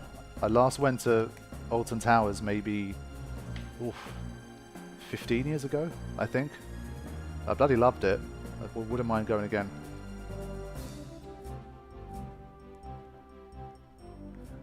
The only thing with me is I'm not good with spinning rides. Like I like roller coasters, but if there's any rides that spin a lot, my stomach just doesn't agree with those. So I have to kind of avoid them kind of ones. But like roller coasters in general, they're good fun. Would you ever travel to Australia? There's some absolute, yeah. Australia looks like an incredibly beautiful place. I'd love to be able to someday, but it's just so far. And obviously it's a very expensive kind of trip, but I'd love to have the chance someday.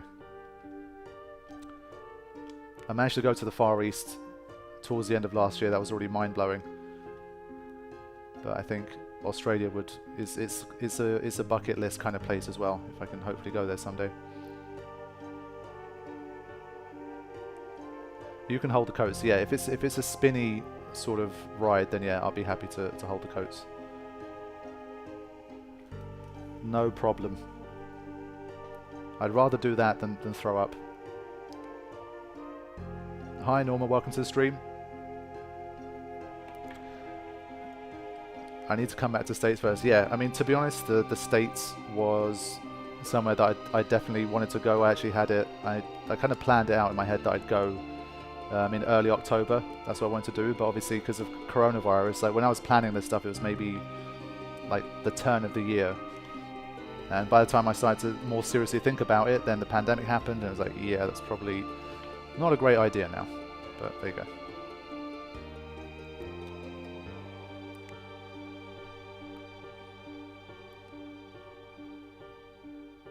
Yeah, looking at the chat now, it seems like a lot of people got some ideas for what we could do as a stream community. That's cool. That's good to see. Like I said, if we can just do one for now. The only problem is because people are scattered around a lot, it's very difficult to get people together to do something. So like, let's say if we did a UK sort of meetup, even getting like 15 people together from the UK, it feels like quite a difficult job.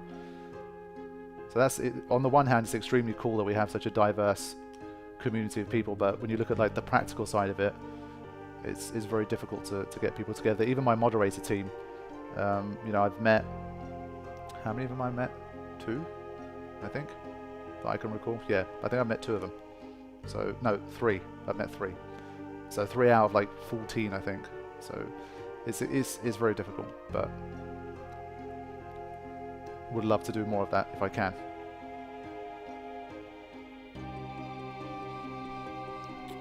Where was I going to visit in the US? Well, I was looking into basically it was more for meeting and hanging out with my mod team and my friends there. So I was looking to potentially go to Toronto if I could, and then from Toronto coming down towards New York, and Real Deal and Erica not too far from there. So that's kind of the areas I want to try and explore. I've never been to, I went to Boston for like a day or something, and other than that I've been more towards the west of the US when I went there for work. So I've never been to New York, for example. So I was planning to head more towards the east and meet 2 or 3 of my moderators from there, basically.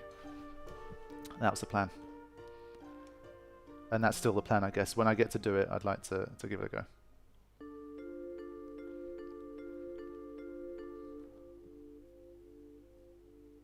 Daniel M, welcome to the stream. And welcome Ammo.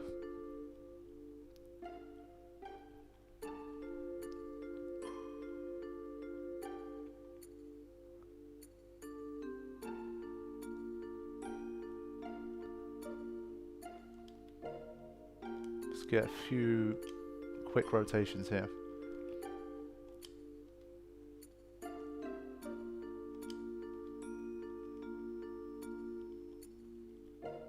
Okay, even if you use breath, nothing's going to happen. That's fine.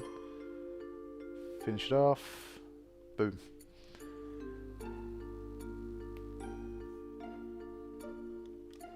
So it's either 6 or 7.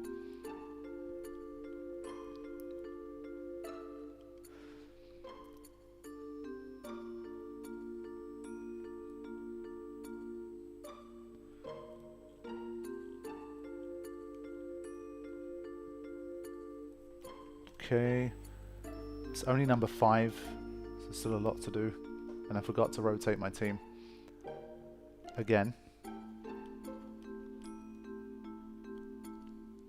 But look at the HP difference between Oren, Tidus, and Kimari.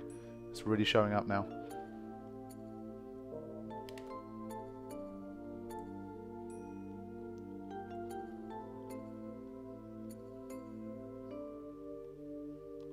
Another one of my favorite tracks that's a bit underrated, I feel. I think we'll let Kimari die here.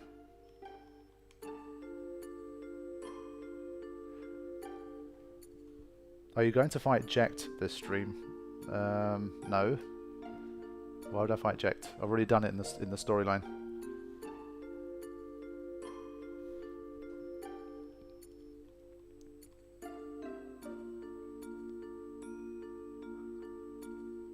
Okay, the arm break didn't work.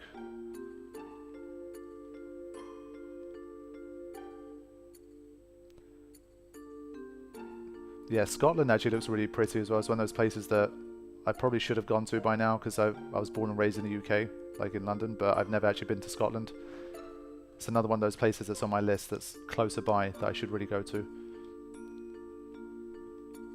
Since there's a lot of Northerners in the stream chat, maybe we'll do like a stream meet in Scotland instead. Yeah, there you go. Stream Edinburgh Festival meetup.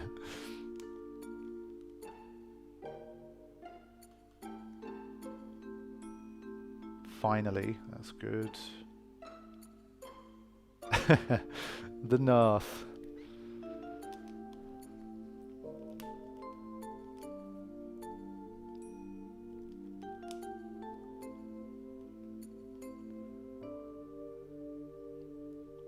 I really do hate this thing. It's such a tank. There's nothing more satisfying than when you can like break the damage limit, and even with this one you just kill it. Like with the celestial weapons, you kill it in like a single hit. It's just the best feeling. Do I drive to work daily? Yes. I get up out of my bed, I get in my Rolls Royce and I drive all the way to my living room desk where I start to play games.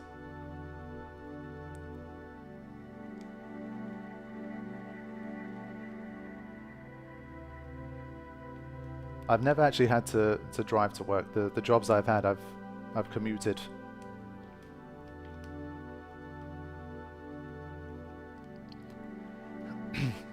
Yeah, a lot of love for Wandering Flame. Always.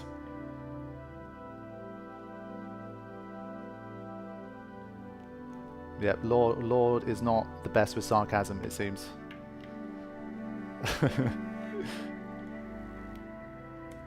But yeah, Wandering is just an amazing track.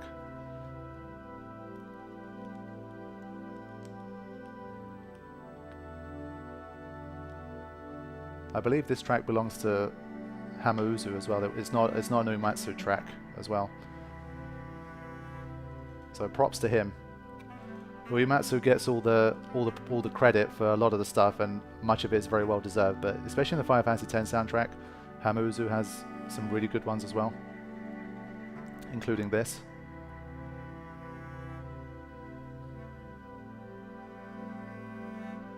There's actually going to be some stuff that I'm going to share. So basically, either on Friday evening or on Saturday, I'm going to upload the next Final Fantasy X Ultimania secrets video that's been in the works for a while.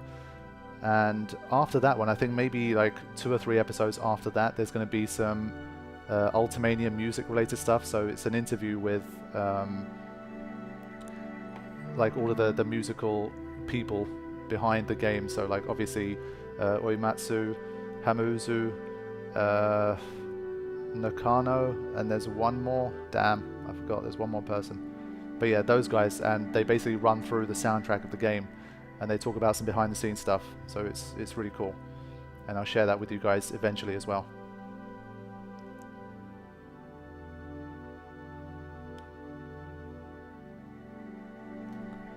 Okay, that's 7. Closing in now.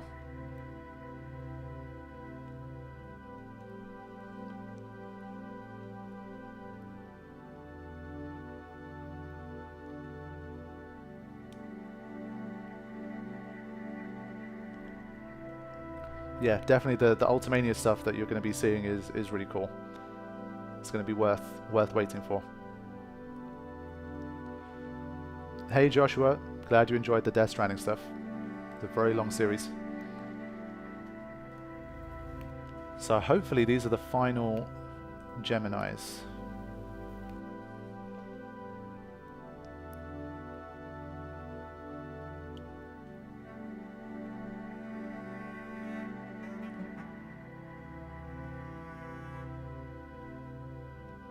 Yeah, these guys definitely have lower resistance. Makes life so much easier. Gone.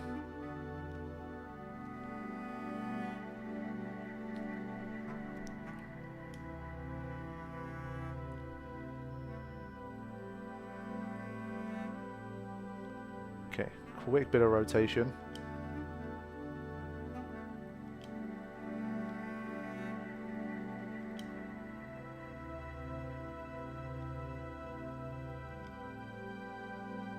Oh, Pbirdman joined the chat. Awesome. Welcome, Pbirdman. Good to have you here. I'm nearing the end of the capturing session that I can do for today, but I'll try and stick around for like another 45 minutes, hour, if I can manage it. So yes, all future questions you can direct to Pbirdman now about the stream. And about the mod, obviously. I'll probably have some questions of my own. So yeah, Pbirdman, I noticed that you changed the healing water stuff. I was trying to figure out what exactly it was. Like, let's use one, and you can let us know exactly what the mechanics of healing water is now.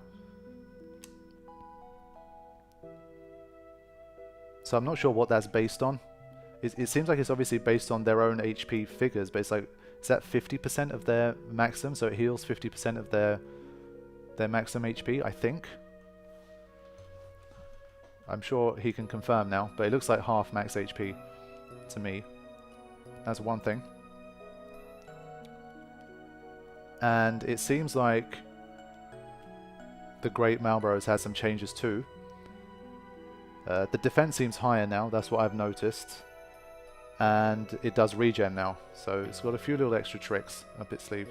One thing that I'm going to leave as a bit of a surprise for people is that I said to Pbirdman, I think you should change what it does when you provoke it, and I don't think I ever showed the change. So I think it behaves slightly differently when it's provoked now, but you guys will have to find that out, because normally when you provoke this guy, as you saw in the playthrough as well, it makes life so much easier, but you won't be able to do that anymore. So I mean, it might still be easier, but it's not going to be as easy as it was before.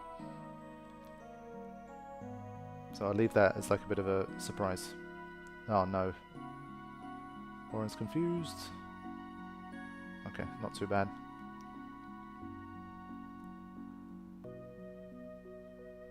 Okay, go Titus.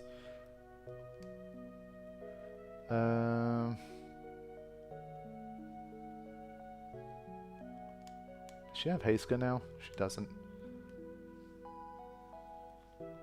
Screw it.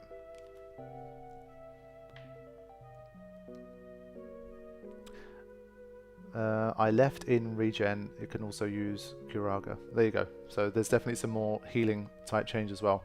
Like when you come in with lower stats against this guy, it's going to make a difference, I'm sure.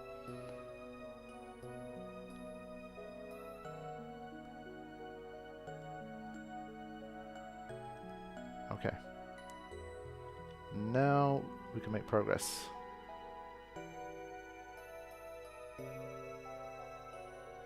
Your Great Malboro is maxed already. What does that even mean? Did you unlock it as a summon?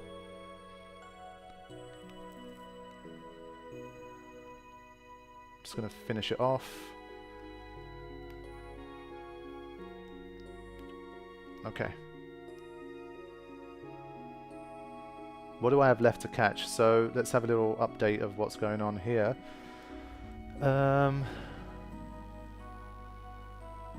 I think I've got one more Great Malboro to catch. I've got 8 more Wraiths. I've got 4 more Monoliths, I think. 7 Behemoth Kings and 5 Barbatos, I think. Something like that. So basically still a lot.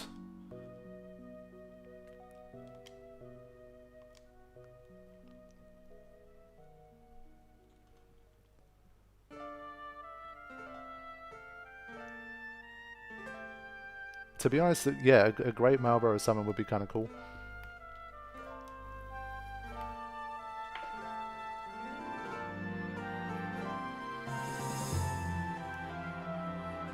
Another one of the great tracks.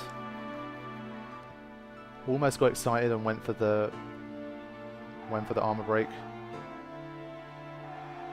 Let's not get too excited, because Pbirdman's been mean and given it the meteor.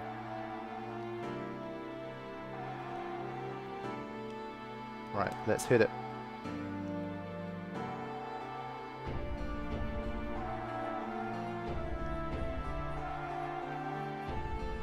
Excellent, hit first time, that's good. But yeah, I'm definitely liking the healing water nerf. Like, I think for this stage of the game it's still very useful, but I think when you're like at sort of very, very high level stuff, it's going to make a difference, I think. But I do have to try it with alchemy. I haven't tried on anyone that has alchemy yet, so maybe then it's full, like then it heals to maximum HP, and then it's the same thing, so it might still be a problem. I'm not sure. We'll have to see. Did you confuse Barbatos yet? No, I did not. I feel like if I confuse it, it would just stomp itself out, and it would stop being confused pretty quickly. But since you're here, I mean, if this breaks the game, then it's going to be a problem. But let's try one. I've got 6 star grenades. So while Pbirdman's here, let's do it. And we can see his mod for this. Maybe it can use guided missiles on itself. That'd be funny.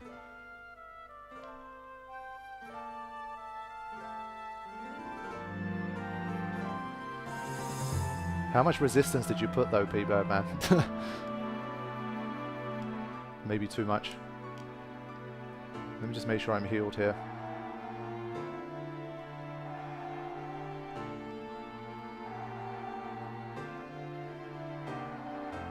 I did buff Fancy Potion a little bit more, but that also means enemies get the buffs too.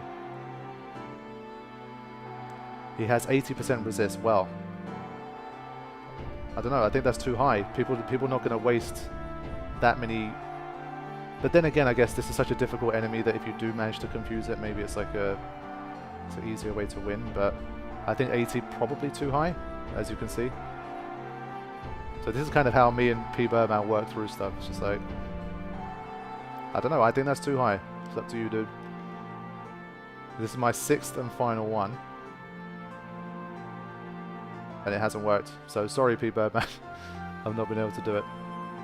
You should probably lower the resistance so people can have a better shot at doing it. Let's wrap that up. There we go.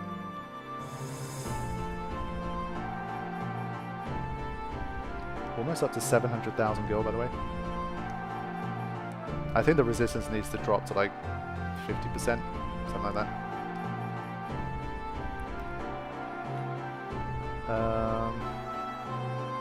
Yeah, not bad with the sphere levels. Not great, but not bad either for the other guys. I mean, for Yuna, Kimari, and Lulu. But Riku, I think of those guys, are probably still the most important for now. So it's not too bad. Okay, we're nearly there. I think this might be number 10.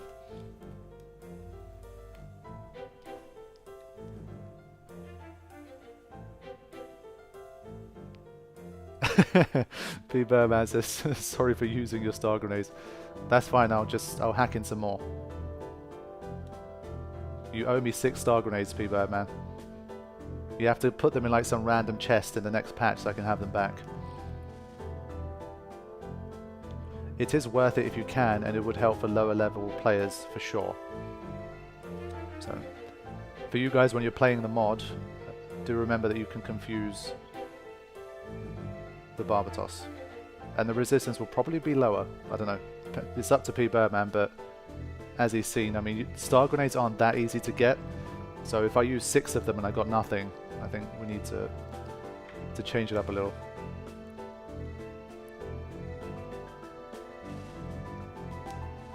$7,000, okay.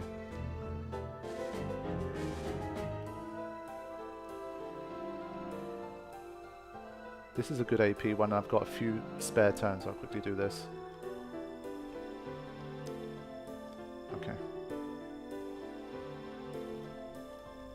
So hopefully that was number 10.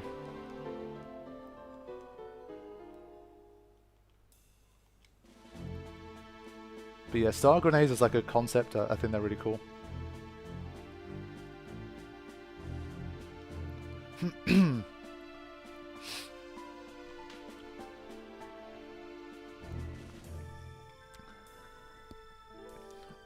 Okay, Geminis I should have enough. Fleeing.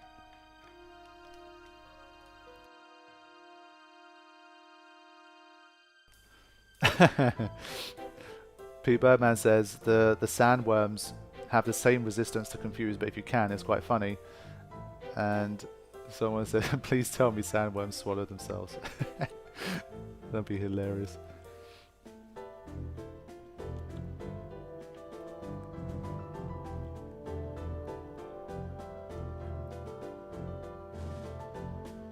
Okay, now we can start to escape a few more encounters. So we're looking for Behemoth Kings, Barbatos, and the Monolith.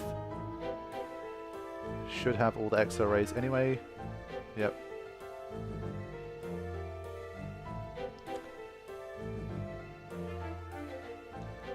What is fantasy potion for? Yeah, Pbirdman's going to have the best answer to that. And a Behemoth King appears. That's either number 4 or number 5. I think it's number 5. I've got 4 written down, but I think I might have forgotten to add 1 to the list. I'm going to go for 5.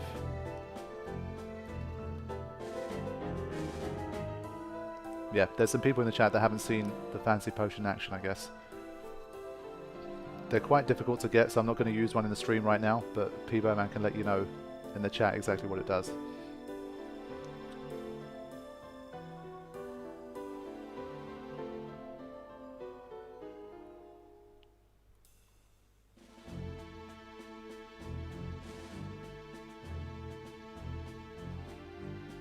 Yeah, so someone was asking about, like, should I try and confuse the Gemini again? Because that's something I did in the normal playthrough because I thought it'd be kind of funny to see them attack each other.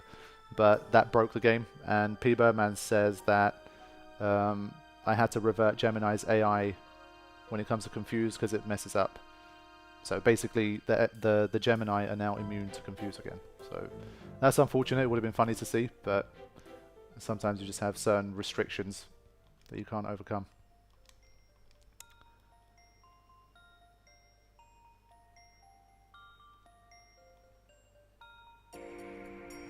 Wow, I didn't think it was going to survive those 2 turns. There we go.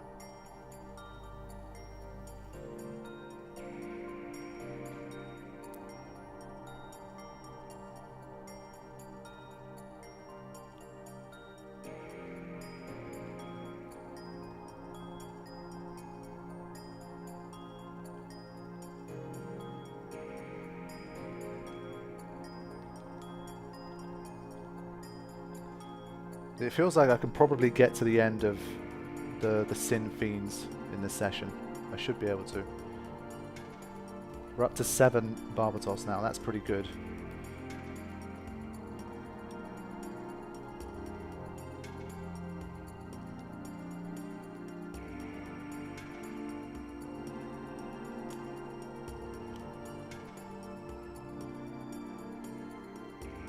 Okay, we'll use Orin for the armor break. I just love his new agility. I don't know if you guys have been noticing in this session, but the way that he can just keep up with people now is so much better.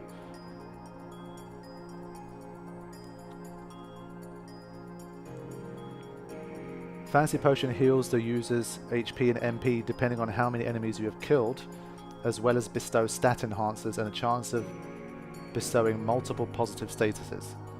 So it's a pretty awesome item, but I haven't really had a chance to use it that much. I think when we get like even deeper and I find a way to maybe farm them, I'm not sure how to farm them yet, but once I figure it out, then maybe they're going to be something that's useful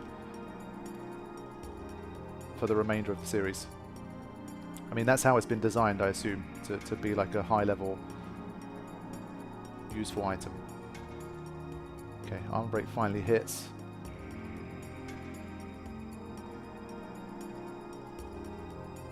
Now we can get to work.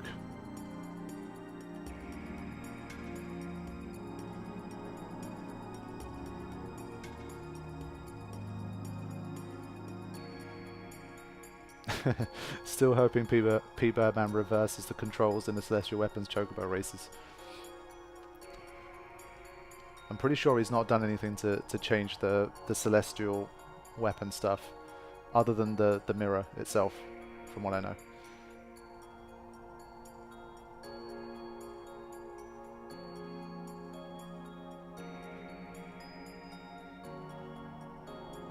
There we go. Okay. Hopefully only 3 more of those left. I think for this one I don't trust my list that much.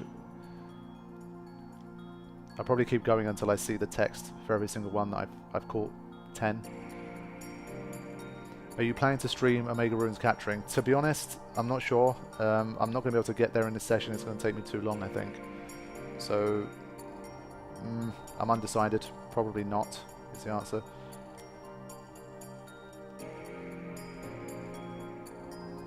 I'd like to get a move on, I think, with this stuff, because there's still just so much to do. And as you can see, because of this stuff, because I want to string along my characters to an extent as well, the second string characters, everything's taking a little bit longer as well. Okay, I did need to capture one more set of Geminis. I knew it. Okay, good. I'm glad I did. Jose, welcome to the stream. Good to see you here. Shit, it's already arm broken. Stuck.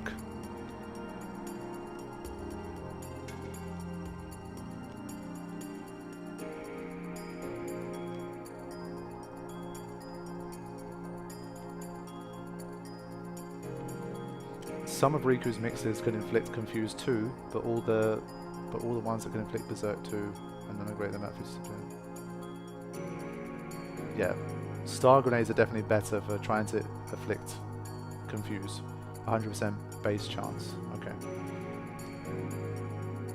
So you heard it here first. If you want to confuse an enemy, just use the Star Grenades. It's the best option.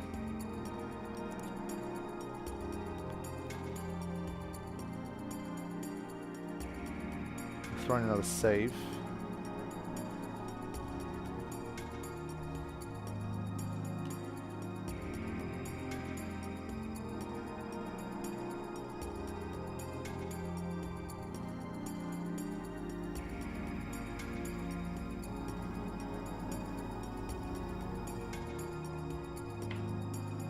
Okay, I needed the Monolith, so that's good.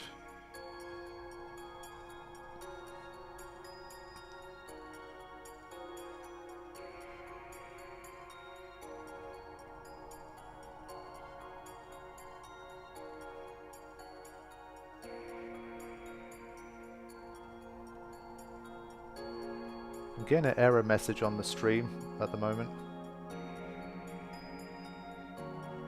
Let me just have a look at this. Hold on. YouTube is not receiving enough video to maintain smooth streaming. That's what it's saying to me, but I don't know. So far in 2 hours and 5 minutes of streaming, I've dropped 0.1% of frames. So I don't think that's anything noticeable, but I don't know. Okay, the error message is gone now. But yeah, if you guys are experiencing any serious issues with the stream, let me know. But I think, at least on my end, it's looking green now. Just need it to survive like another half an hour to an hour. Please. I think for me the worst part of the stream dropping out is that once the archive version gets uploaded to YouTube, if you've had problems obviously, then it will like fragment the stream. So like a 3-hour stream will become like 5 individual little parts, and that's just really annoying to have. So then you have to then I'd have to download all of those and edit them together as one video, upload it that way, that kind of thing. It's just really messy. So that's why it's been good that so far that the sessions have been reliable in that sense. So maybe you experience a little bit of buffering, but hopefully other than that it's been okay. It's only buffered a couple of times. Okay, that's cool. My internet's been a little bit erratic like the last couple of days. I was a bit worried, but I started streaming about half an hour before I actually went live, just a test, and everything worked fine. So I'm kind of banking on that. Grim Scythe, thanks for becoming a member. Enjoy the perks.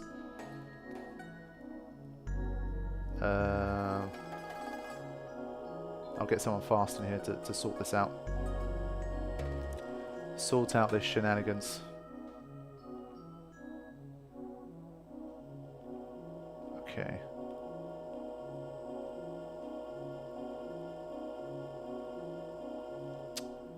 The Sloga really does mess things up. Because you can't armor break it as well, it takes longer than it should.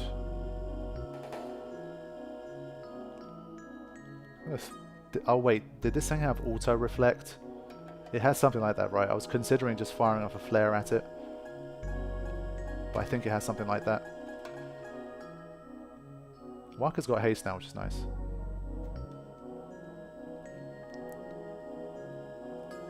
Okay. Should be able to deal with it now.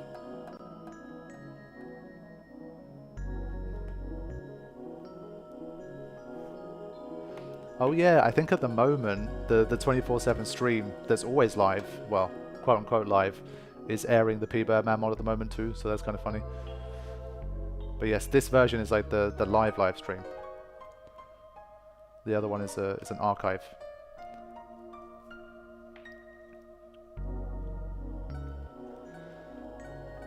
I really don't have that many wraiths.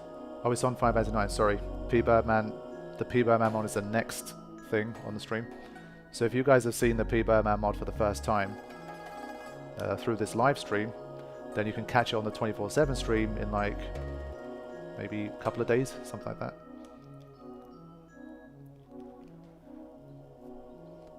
I saw the madness this morning on the 24/7 stream. We hit a new peak, so everyone currently watching that's also checking out that stream, thank you everybody once again. We hit like a crazy new peak of 335 concurrent viewers, which was amazing, and it was towards the end of Final Fantasy 9.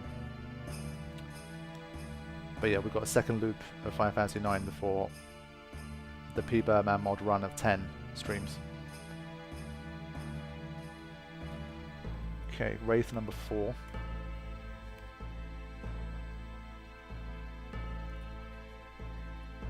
The stream that never sleeps, indeed. Monolith, good. Should be number 8, I think. Yeah, we have live and we have live. Yeah, there's nothing I can do about that.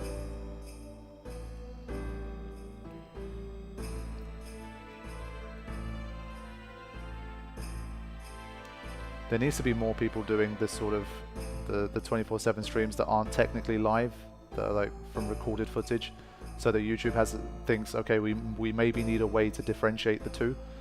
But for now, it's all under the same umbrella of going live. So it doesn't matter what you're streaming, it always calls it live.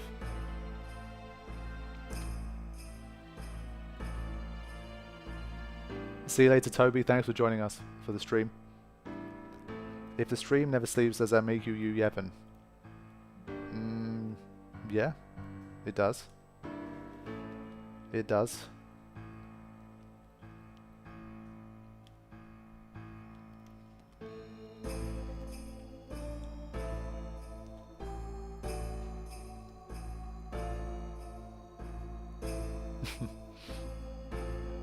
Yeah, I need like a, for this one, I need like an overlay that says live or something. Do you have an Excalibur 2 Final Fantasy 9 run? No. That's one of the things where people told me about that Excalibur 2 stuff, and I'm just like, yeah, I'm completely not interested in that. So no, the only run of 9 on the channel is the one that's been there for a few years. Hey Chris Berry, welcome to the stream.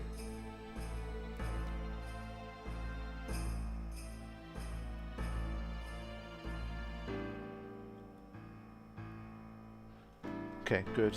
I need to see more race. We're finally up to 5, so we now have 5 of everything at least.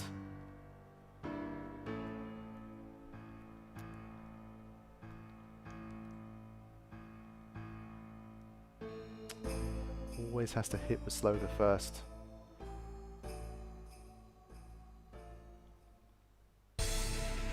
Ooh, challenge.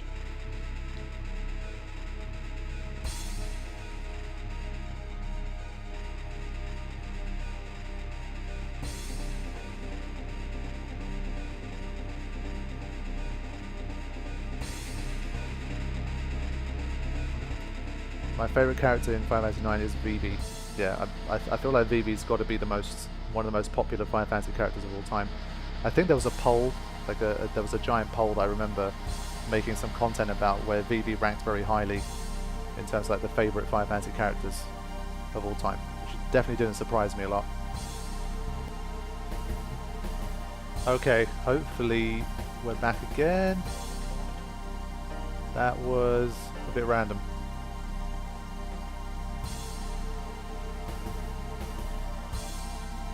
Yeah, so basically for some reason my Wi-Fi completely spazzed out, but it's back now, I think. Okay. That's better. Okay. I'll see if I can remove that little 2-3 minute part in the editor. So once you're done with this stuff, you can edit the archived version. Right. Where was I? I was trying to defeat this guy. I did say that my internet's been erratic, but let me explain what happened. Basically, my live chat disappeared, and even though the stream was up and running again, the chat just said you need to reconnect. So basically I had to refresh the page to be able to reconnect to the chat. So even though the stream was working, I couldn't do it. So I decided to refresh the page, and when you refresh the page, it showed an ad at the start of the stream. And because my computer's broadcasting all of the desktop sounds, so that's how you're hearing the OST. That's why for like 2 seconds an ad played before I skipped it, so I could get the live chat back. And that's why you heard some random stuff like that. I should have let it play for longer. I didn't even get to see what it was. Okay. Yeah, and it happened to be a really random, weird ad as well. It just had like this loud speaking like right at the beginning of it. The joys of live stream, my friends. Right, let's get back into this. I need to wrap this up.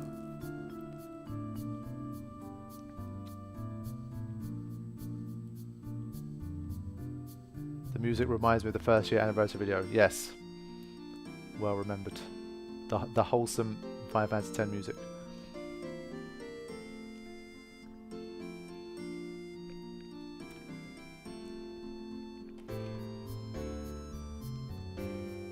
Okay. For some reason, I think it was my Wi-Fi dongle that spazzed out, because the Wi-Fi in general was working fine, and the laptop continued to be fine. But for some reason, the dongle just stopped completely picking up any Wi-Fi, so I had to reinsert it, and after that, it started working again. So I don't know. That's not been something that's happened before, but there you go. Hopefully, it doesn't happen again. I just need like another half an hour or so. Yes, take good care of your dongles, my friends. You don't want them breaking in front of an audience.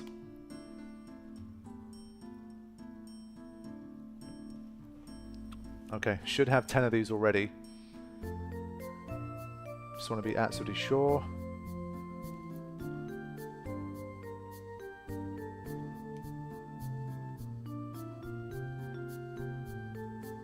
Yeah, real deal flexing with that gigabit internet again. Us mere mortals have like 5 megabit upload speed.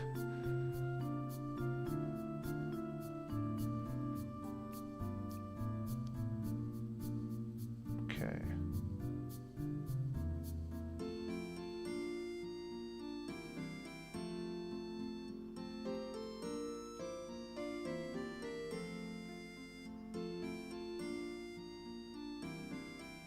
I think we're nearly there.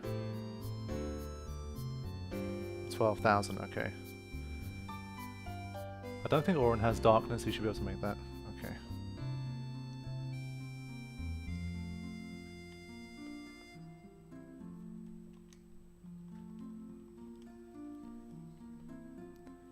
Yeah, I don't think it's a signal problem. I think it was just literally for some reason I think the power to it, something happened, like either maybe there's a problem with the USB socket, and the power maybe just stopped going to it, because it didn't pick up any Wi-Fi networks. It was completely gone. So it was strange.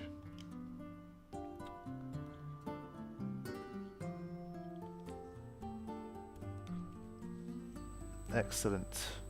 Should be number 6.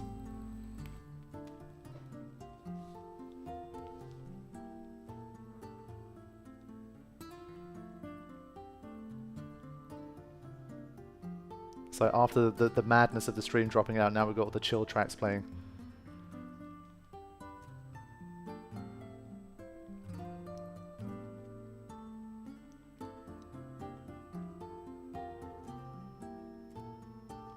Okay, get out of there. Tyner's just never... I think that's been 3 times now he's refused to escape. Oren doesn't give a shit. He's like, yeah, I'll leave it to you guys.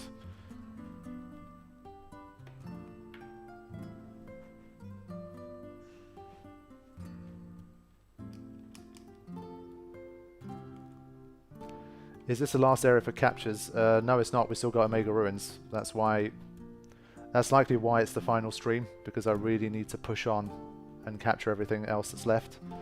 So currently it looks like I've got 5 Wraiths, 2 more Monoliths, 4 Behemoth Kings, and 2 Barbatos to capture still inside Sin. And then we need to go to the Omega Ruins. So there's just a ton of stuff still to do. It would require maybe like another 2 more streaming sessions on top of what I've already done. So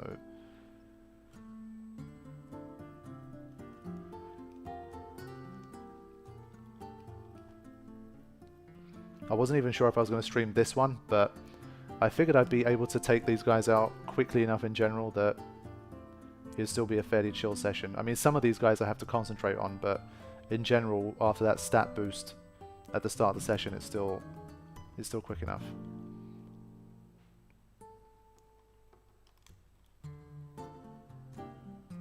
Okay, that's number 9. Yeah, the Omega Ruins is the final area that I need to capture.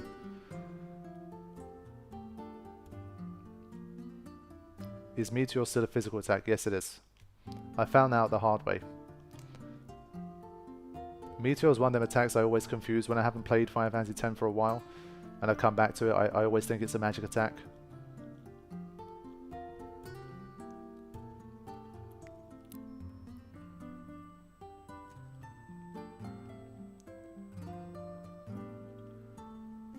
Yeah, times 4 speed is a bit too quick on the emulator. It doesn't really work as well as it should, and it starts to really strain out the system when you start going that fast, at least my one anyway. So times 2 is like the sweet spot where I know it's reliable.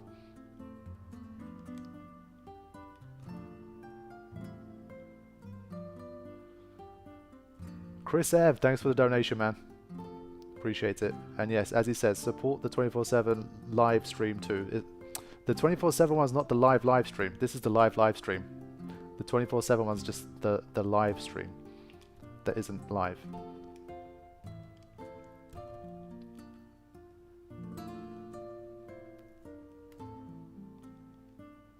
Okay, that's Wraith number 6.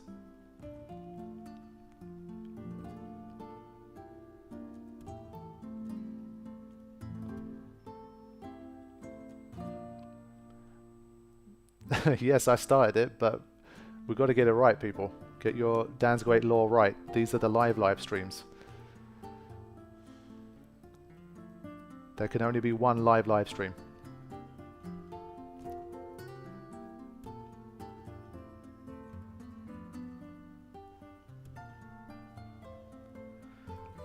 Because you're not going to be streaming the Omega Ruins, you're going to upload highlighted, edited video of it. Likely, I would say. I'll definitely show some content from it, yeah, I think so.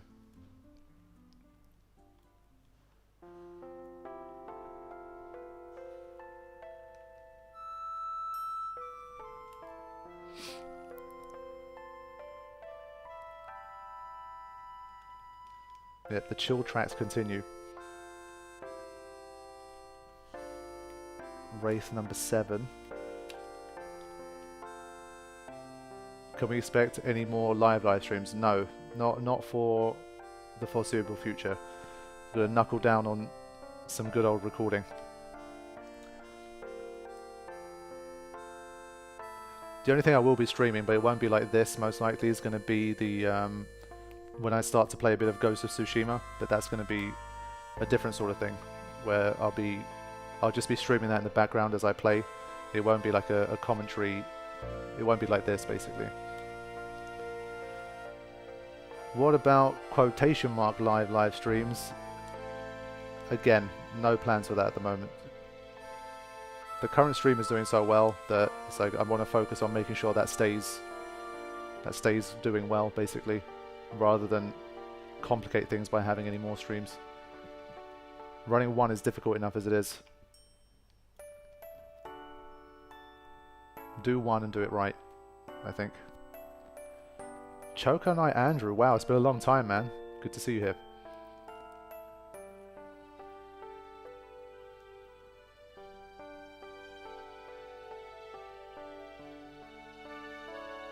Okay.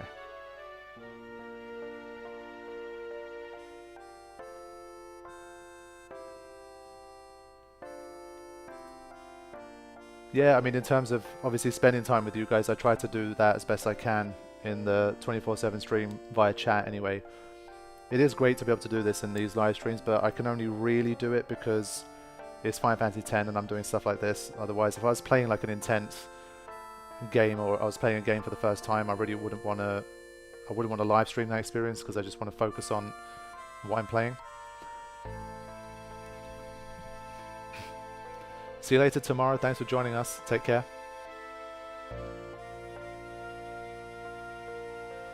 Do a virtual lunch. I've been doing that with people. Okay. That's an interesting one.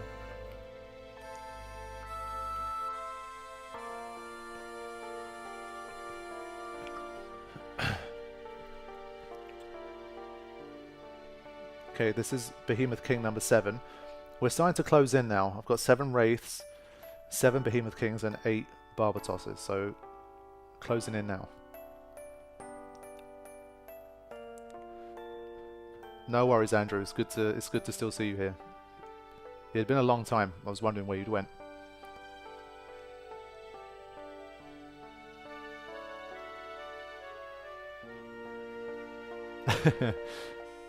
I wasn't suggesting that for you. Hey, you never know. Oh no! I made a mistake. See, I focus on the chat. That's what happens. There you go, my friends. There's that one fail of the session.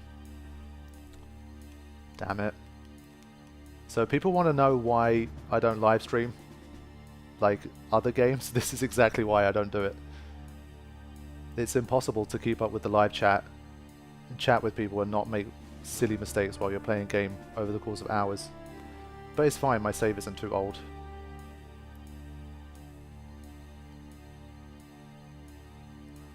What's the time? Yeah, I was going to stream for maximum about half an hour more anyway, so we'll stream for like another half an hour or so. And I capture what I capture during that time.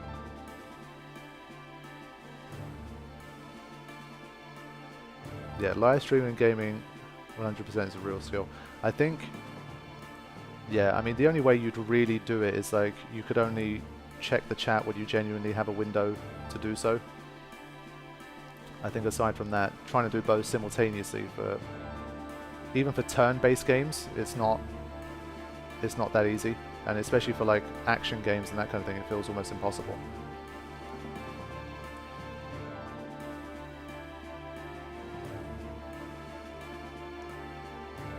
But yeah, this is why monster capturing for this part is difficult. I mean, this could have happened off screen as well, because you get everything is just so repetitive and you get yourself into like a groove of just doing the same thing over and over again. It's very easy to just slip up that one time and you can mess something up. How far back does that set you? Not too much, to be honest. Maybe like 3 or 4 captures, I think. I save fairly regularly in the sesh. Not enough for it to matter a huge amount, I think. But just this meteor is just so nasty. See, interestingly though, for a split second I thought I was going to survive it, because this one's meteor is weaker, I think, than the Behemoth King. So when it happened, I was like, shit, maybe there's a chance I can survive it still. But that one's, I think it was doing like 8,000 and something. So unless you've got pretty much like maximum HP, like close to quad 9, you're not going to survive that meteor if you're not prepared. So that's why this section is just, it's difficult for sure.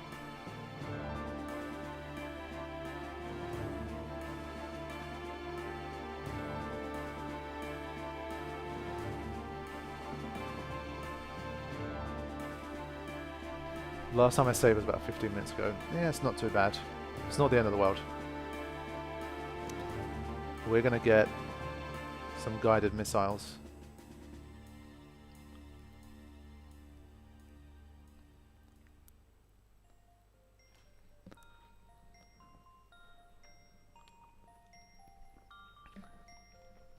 Yeah, that really doesn't do that much damage anymore, thankfully. So yeah, now I have no idea how much I've captured of stuff. I'm going to take a quick look at this so I have an idea. I need to readjust.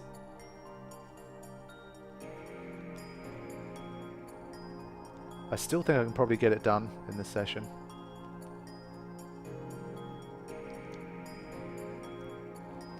Mr. Firecasters, thanks for joining the stream.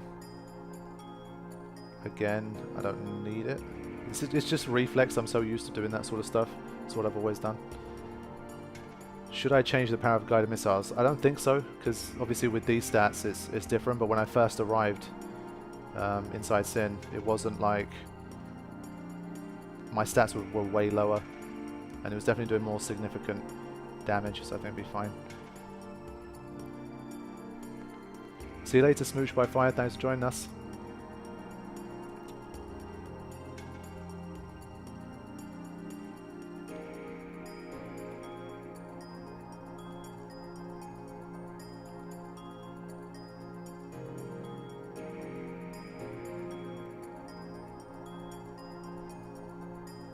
Okay, let's take a look at what we got left here.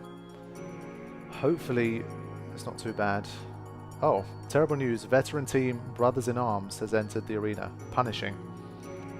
Defense sphere times 12. That's an interesting drop. Wow, okay. Not now. Remember, for those of you guys that haven't seen it, the actual battles themselves are going to be not featured in the live stream. Oh man, I did save a little while back. Shit. Because I know I was up to about 6 wraiths. So I lost about 4 monoliths, 4 wraiths. But these two aren't too bad. Okay, fine. Let me readjust here. Stupid bloody meteor, man. I hate meteor. That was probably the longest gap where I didn't save in the entire session, I think. Because I've definitely been saving regularly, but that's just how it goes sometimes.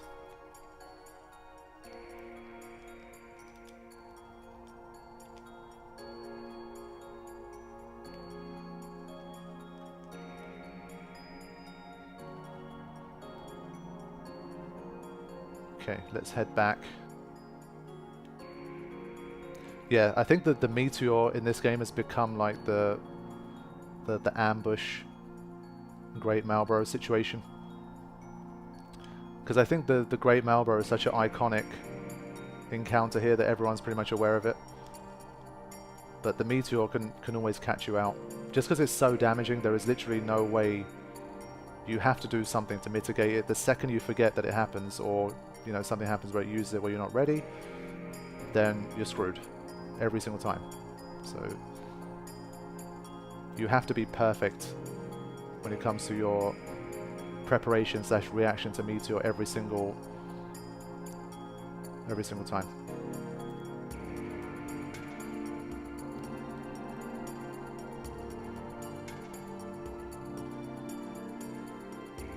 At least now I have a confirmed list again.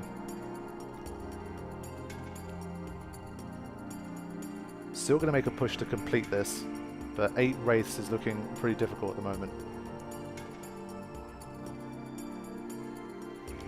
Okay. Final part of the session. Let's go. Yeah, we were supposed to remind him to save. You see, I'd gotten good enough to start doing it without people reminding me, but the one time where I got kind of... I think it's because the stream went down and I fired up again, all that kind of stuff. My mind went to that kind of stuff, and I forgot to save.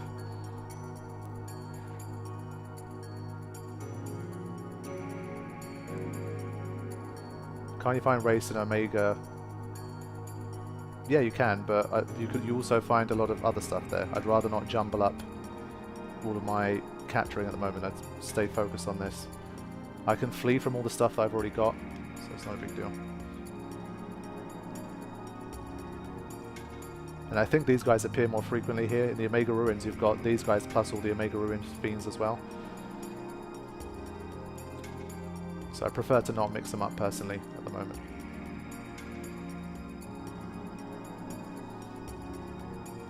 It was that stupid Turkish commercial, it just messed up my brain. Turkish commercials will do that to you.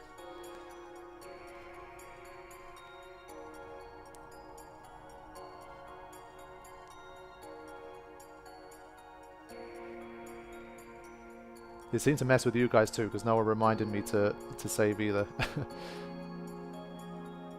Paul, welcome to the stream.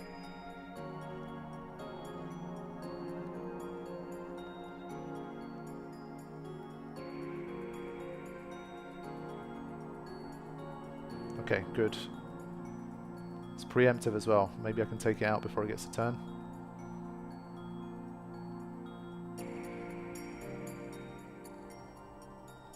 Not quite. This thing is more tanky than I'd like. I mean, for the main storyline it's fine, because obviously you'll be using more magic and stuff, but right now I can't be bothered to rotate in Lulu, use magic, because I think it has some reflect stuff as well, if I recall.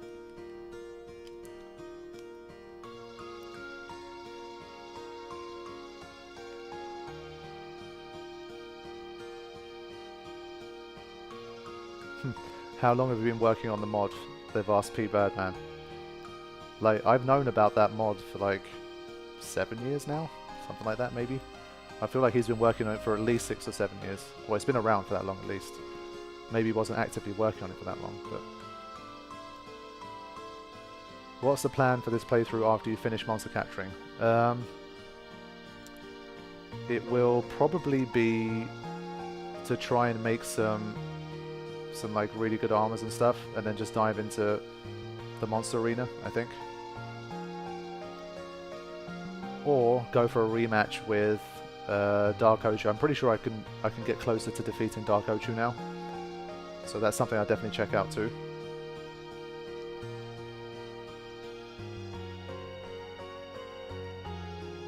What remains to be captured? Barbatos, Behemoth King, the Monolith, Great Marlborough, and Wraith, to varying amounts.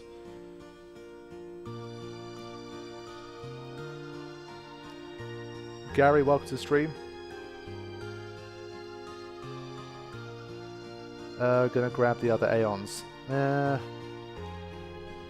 probably will at some point, but that sort of stuff I don't think I really need to show. I might just show like a very quick, like highlighted, edited version of it.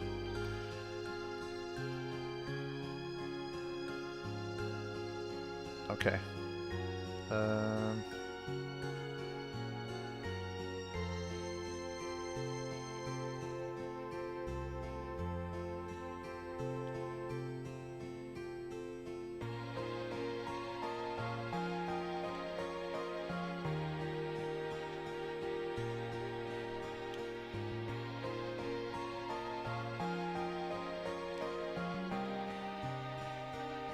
Alright, let's hit it with that armor break.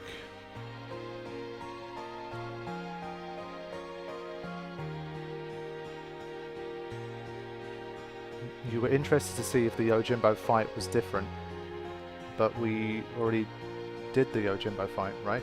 I'm pretty sure we did.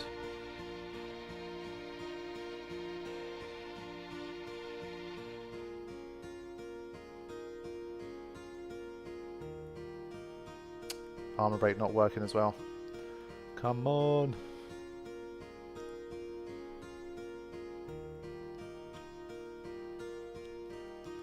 What ideas do I have for the ultimate armors? To be honest, not much different from what they normally are. I don't think that's going to change much.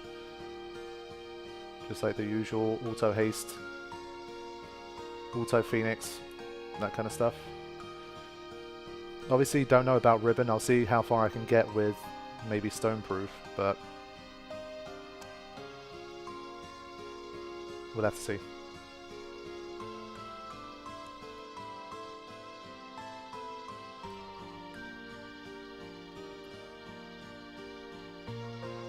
I want to finish it off before it uses guided missiles. It's going to use it now, isn't it? Yeah, I think it's low enough to use it.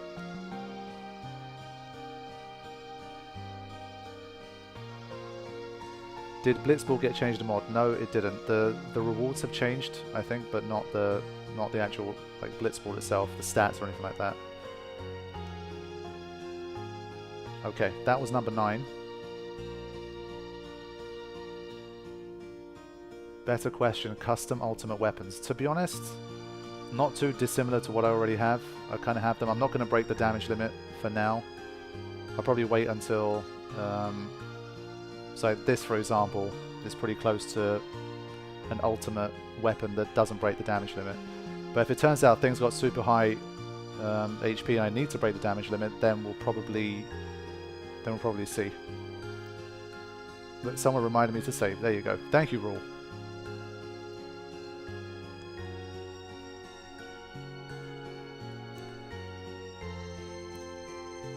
Whoops, jumped a slot.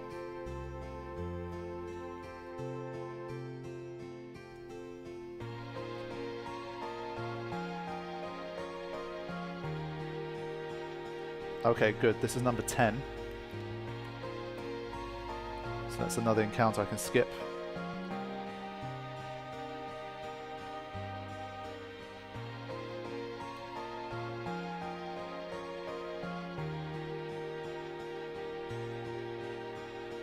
I think at this stage, I'd rather just do this. Screw it.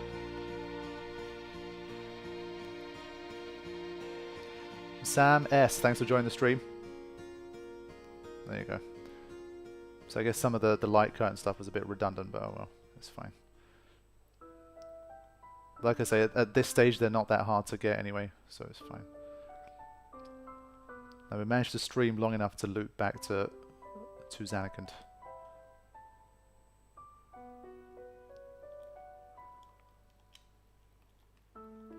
Come on.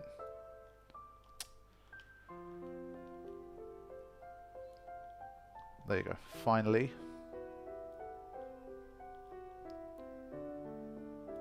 Just gonna let Waka die.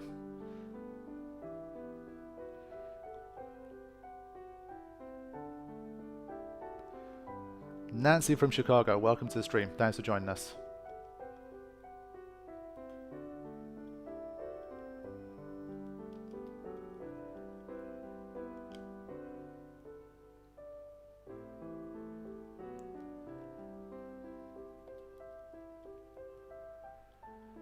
Okay, should be able to take it out with this series of turns. There it is. Okay, that should be number 10. Would you consider getting another Final Fantasy tattoo? No, I don't think I would.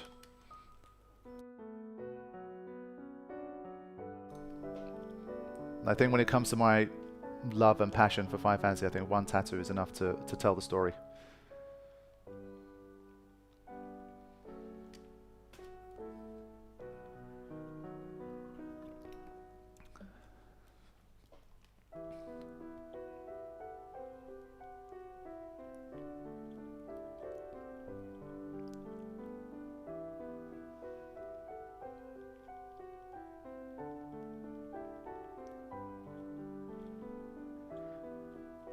Can you hack in attack reels? That's something that I probably will be doing.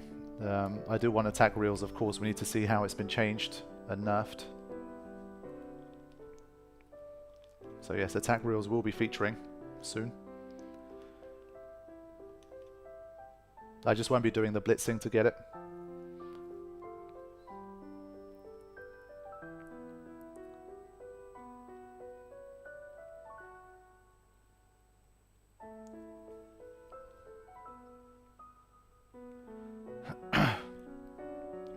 Use save states. Yeah, I could probably, but the Legion, thank you for the donation.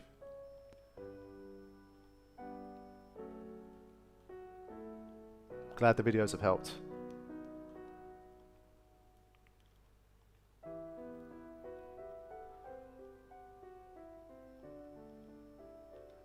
Let's have Riku in there for bad bread. This is the last one I need to capture of these.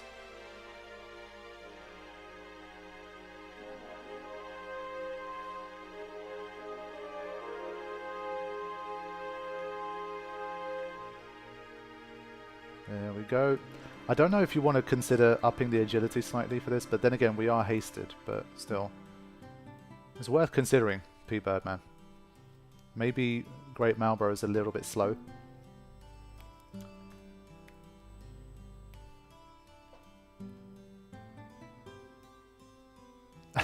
Attack reels having a different rhythm would be crazy, actually.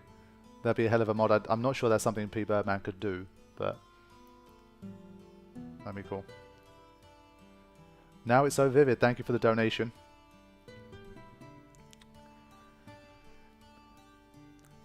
Like I say, it's going to be the last one for all of this monster capturing and that kind of thing, but I don't know, maybe if like later on the playthrough there's something I need to do which I could potentially live stream, I might, but it's looking likely that I probably won't from here on out. Because it's going to be mostly just battles from here on out, and just stuff that I don't really need to show, like celestial weapons and that kind of thing.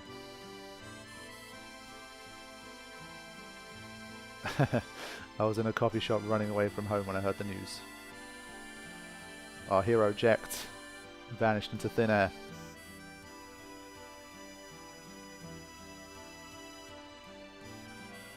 So as of this stage, I've got 5 Wraiths, 6 Behemoth Kings and 4 Monoliths left. So it's going to go a little over 3 hours probably, but I think I can get it done. Okay. So we've been burned once already. Not going to let it happen again.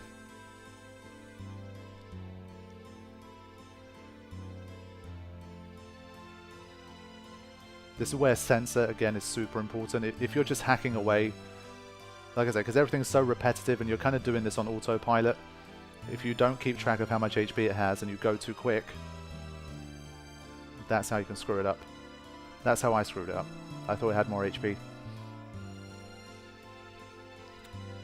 And to be honest, it's just as simple as getting someone out of there. But so I mean, if you don't realize it's coming, then you mess it up.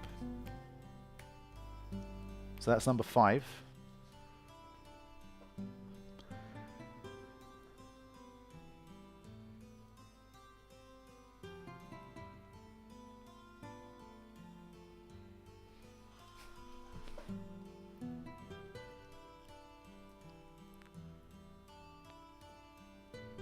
Okay, done with this one. It's only 3 more encounters I need here.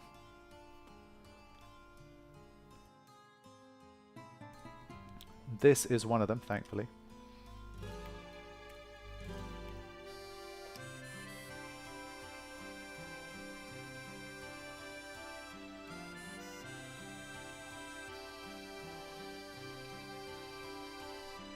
Stupid Sloga. Like the worst combination of attacks ever.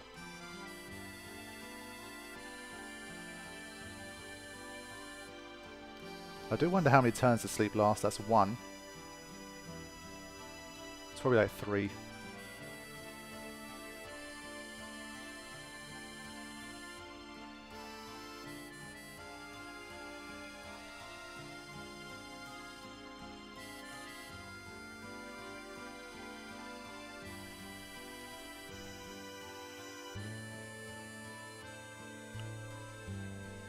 Okay, that's another one. Number 6.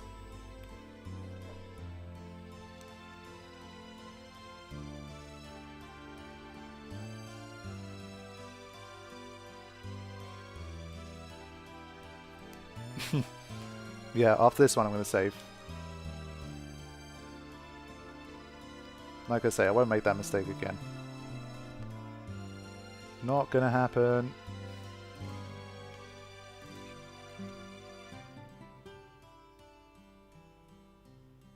Or misses. There we go.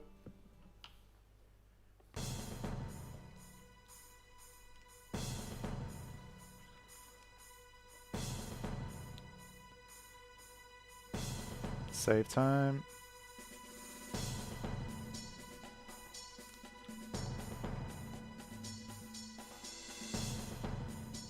There you go.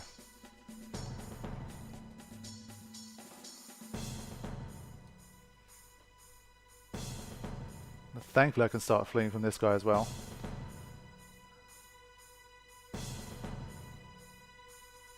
Yes, this is true. If I screw up again and it turns out I haven't saved, I can only blame myself this time. But this is good. We're up to 7, making a final push here. That's what I want to see.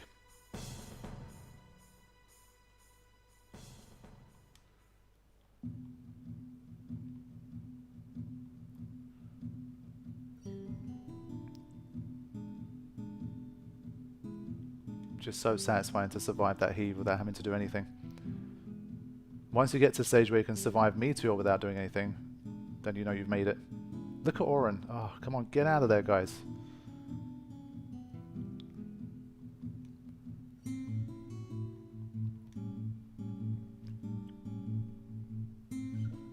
And now we're going to have people spamming save in the chat.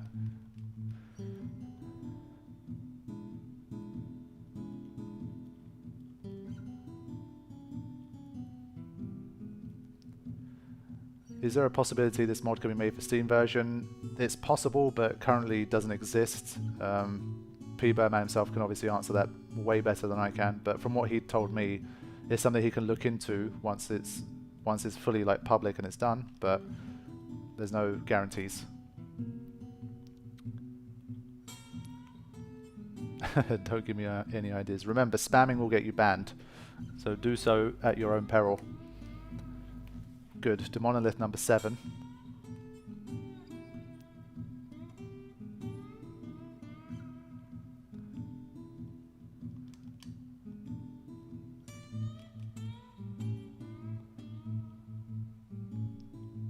Yes, work first time.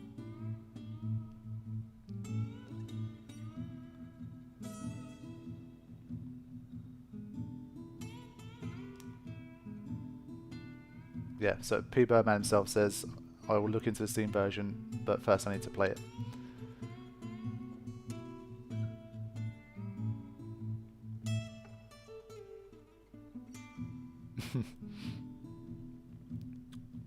Okay, so 3 Monoliths, 3 Behemoth Kings, and 4 Wraiths. That's what we need.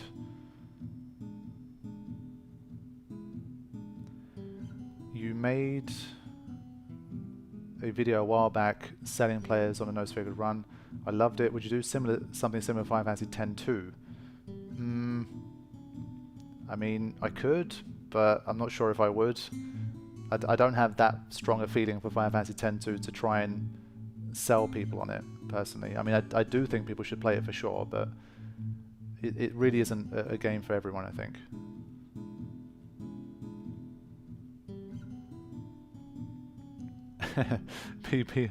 Pbirdman Dark Animal, the whole screen's blank, you just got to guess.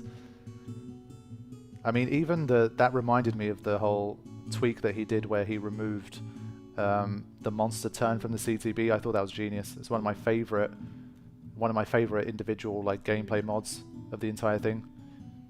That was really, really cool. Not knowing when the next turn is just it's the level of anxiety when you're playing against a tough boss. It just skyrockets. It's really interesting. I feel like he's going to use that some more in the battles to come. He's used it sparingly, which is good. He hasn't like tried to use it too much, but there's definitely going to be some more for that. The other stream has been going on for a month now. You must be new here, my friend.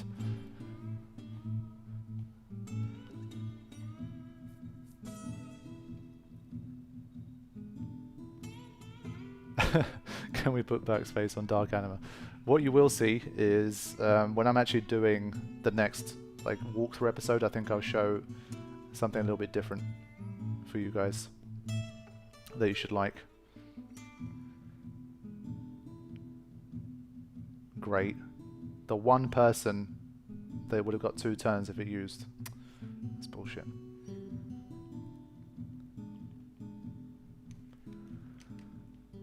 There we go. Closing in now.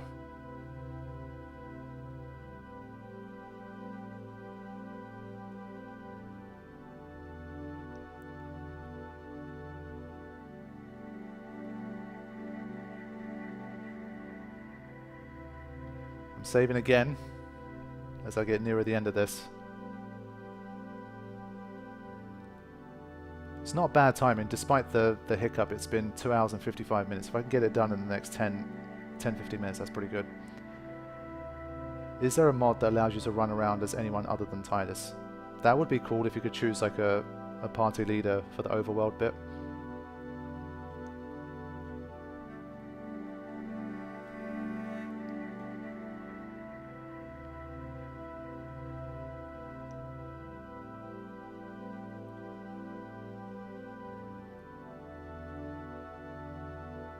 Okay, another Wraith. Good. Almost got all of them now.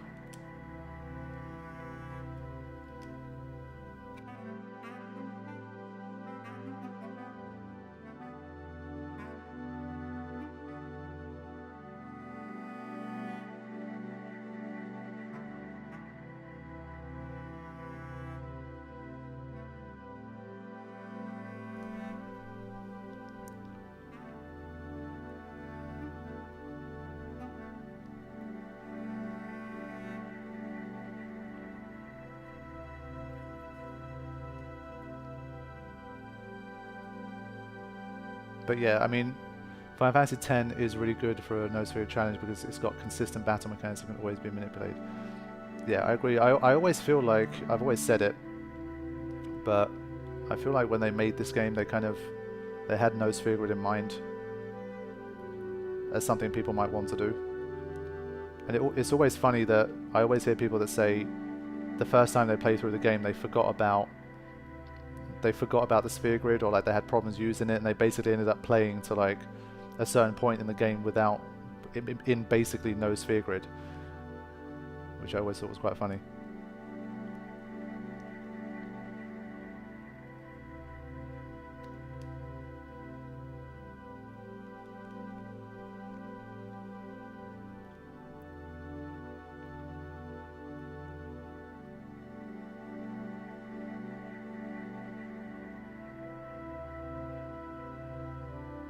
I've been considering no sphere grid for years, not sure how I'd stay motivated. If anything, I'd just say pick a version where you'd have the ability to speed up the game if that's possible for you. I think that really helps. Like back in the day, trying to do like no sphere grids on the PS2 and stuff was way more grindy and harder to do. But nowadays, if you can emulate and let's say like speed the game up like I am here, or you can play the Steam version that you can speed up, so stuff like that. I think that's probably like the quickest #1 thing that will make your life easier if you're doing a no sphere grid style run.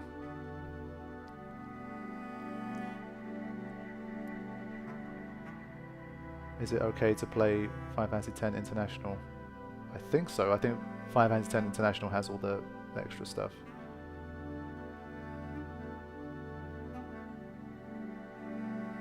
There we go.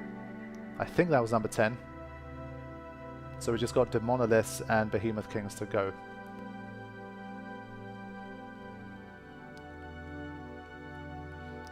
For a family friend I had growing up, we bonded over Final Fantasy X initially. They got stuck at GUI because they skipped through the sphere grid tutorial and didn't know how to use it. So that's what I mean. Like that's the kind of story I've heard quite frequently over the years.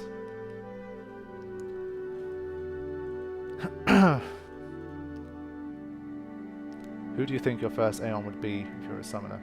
I kind of like the order that we have in Final Fantasy X, the order that we get them in. You kind of build up towards Behemoth, which is the biggest, most powerful, most impressive one. And obviously storyline-wise, Bahamut's Faith has a greater context as well. So I kind of like the story order.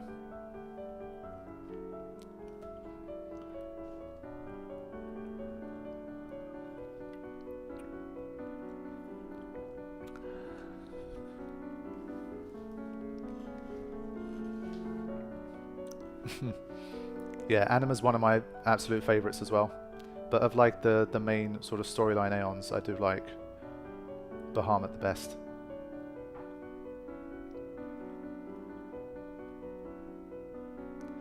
Nick D, thanks for becoming a member.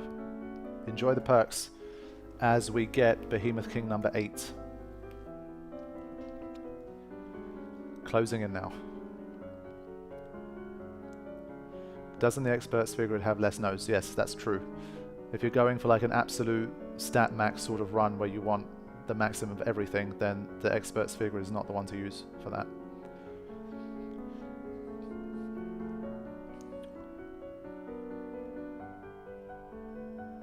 Okay, Mighty Guard. Get the hell out of there. There you go.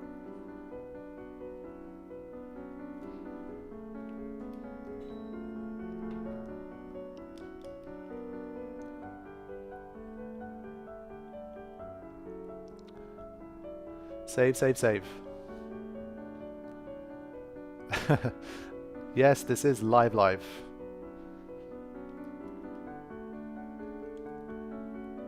Expert is great when you don't break MP or HP. I would agree, it's good. I don't think I've specifically needed it for anything other than the Orin no sphere grid run that I did, where I gave him steal and use. That was like a common challenge back in the day. And I used the expert sphere grid because I couldn't kind of hack it in, so I had to find the shortest path to get him to steal and use, and I did like that.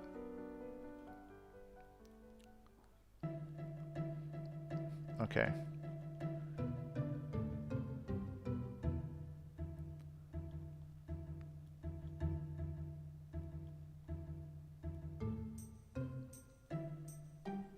Teach me how to use expert. Honestly, like I said, I've never done like a full-on like proper playthrough with the expert sphere grid before. I've just never needed it. I've used it once to get ore and steal and use, and that's been it. I've not used it properly for anything else.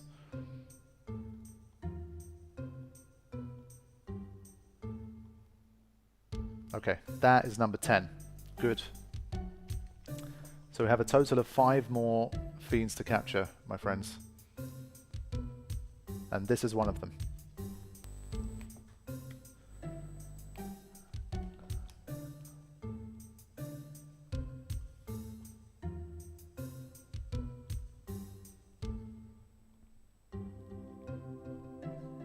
Yeah, Pbirdman says, it was easy to make poor path decisions, which could make you a little underleveled, so it would make your play harder. That's also true. Because you've got more freedom to make the wrong choices too. So if you do something silly, then you could end up with a whole different looking team and levels compared to what you normally should have. Orin refuses. Orin's like, I want to deliver the final blow, but he can't. There we go.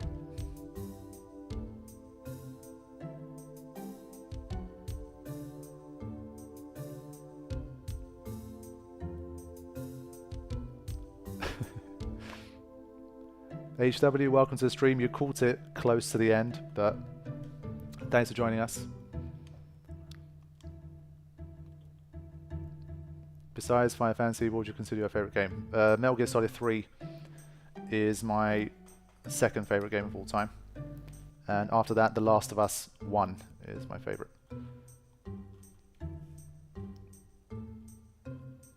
Oh yeah, Pbirdman, if you're around, if you know about the complexities of regen and how the game calculates how much HP to recover, that might be fun to share. Where's Naked Snake? We need him. Yeah, we've got a guy who's got Big Boss as his avatar, and his name's Naked Snake in the 24/7 stream, but I haven't seen him in the live one. The live one, sorry.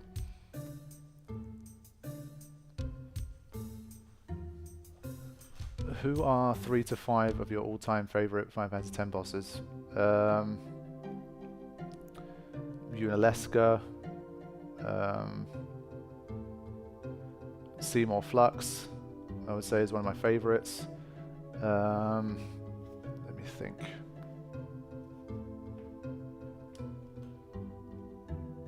Storyline-wise, those are two that always kind of stand out for me. I think they're really good. I would say I can't think of 3 to 5 favorites off the top of my head, but those two I would say are good. But number one has always been Unalesca. Unalesca has always been my favorite storyline boss of Final Fantasy X. That one's easy.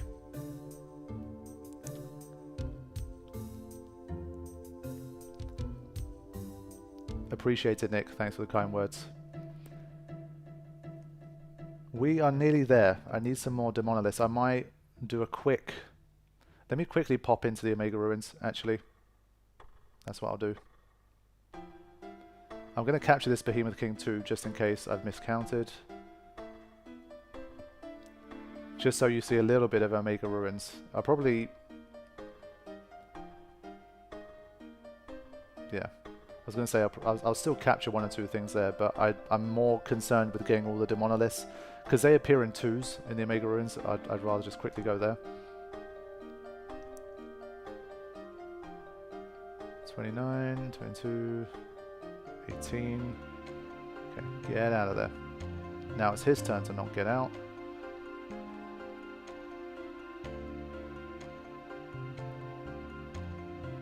My most hated Final Fantasy X bosses. I don't think Defender X was that great a boss, to be honest. I wouldn't say hated, but I don't think it was the greatest boss ever.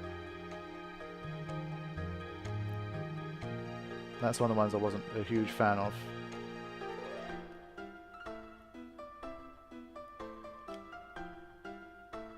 Okay. I'm gonna pop into the Omega Ruins. Instead of waiting for 3 Monolith encounters here, maybe I'll encounter 2 doubles over there.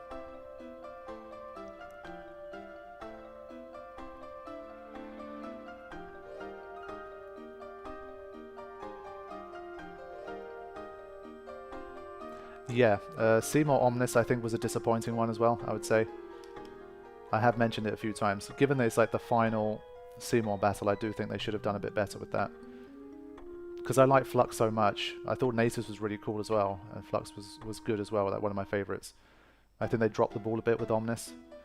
But in the Pbirdman mod is way more interesting, so that's an advantage.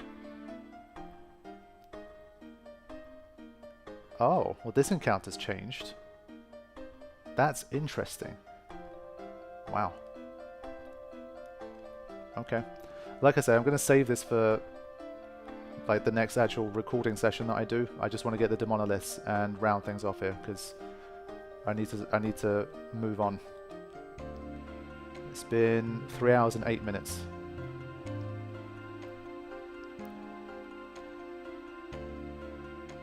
Now I bet it's going to take me like 10 minutes to get a Monolith encounter. I thought Evray was a pretty cool battle, to be honest, personally. It felt quite dynamic and fast-paced, and especially like when you're newer to it, it's definitely a dangerous one.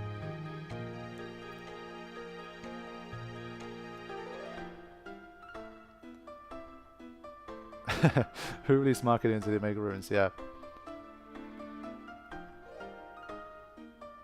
Skather, see you later. Oh, Pbirdman has been playing. Interesting. Maybe I shouldn't be here. This isn't a good place to capture. I take it back. Sheesh. I'm fleeing this encounter. I don't have time to restart shit. Like I say, in the recorded version, I'll be doing some capturing in here. But you can imagine, trying to capture 10 of everything in the Omega Ruins is going to be a bastard as well. But I will be armed with all these extra sphere levels, so that should help. There's the regen formula. So Ticks Pass, as I mentioned, I talked about Ticks before, times max HP over 256 plus 100. So there you go. I did say it was like quite complicated.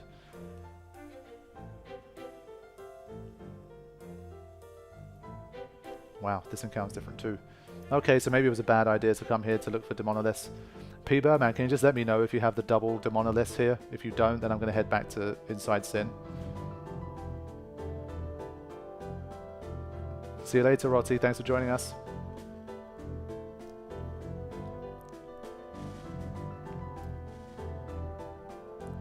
There's only 2 of them now. He's changed this. That's good. Because 3 of them, the way they were before, was annoying. So this is a sneak preview of what you're going to be seeing in the Omega Ruins. But what I'm not seeing is double Demonoliths, which is what I came here for. So I think I'm going to get out of here.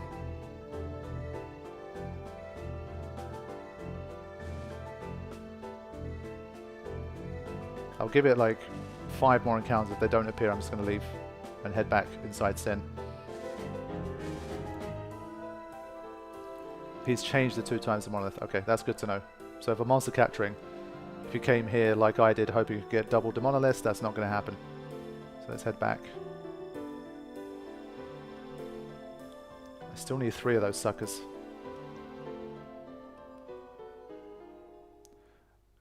Chris Ev, see you later. Thanks for hanging out with us, man. Take care. Ticks are like the game's unit of time. That's how it judges like how much time has passed between turns. It's like the running clock of the game, as it were.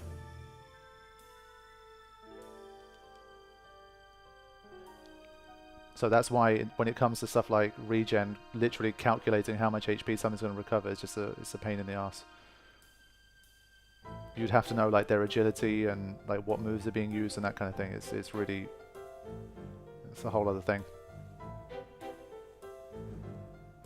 We are not taking on the Omega Ruins. I literally just need to capture 3 more Demonoliths and then I'm wrapping up this session. But now I need to get back to the second half of this bit. The City of Dying Dreams.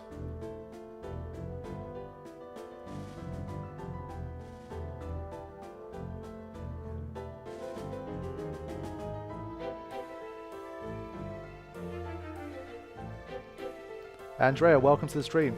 Thanks for joining us. Glad you caught one. There's not too much left of this one, but glad you could join us anyway. Okay. Come on, Monolith.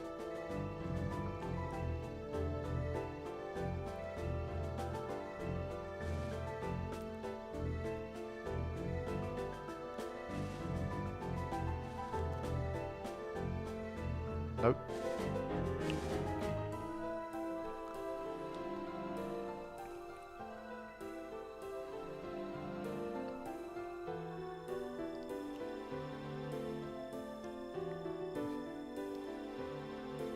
So there you go. That's a good example of the ticks. So Pbirdman says, which is why someone, when using first strike, will start the battle with 0 ticks, and they will start with 100 heal points because of the formula. But in terms of like as the battle goes on, it's really, there you go. There's a Monolith. It's almost not worth any time figuring out how much regen you can get back. It's just a pain in the ass.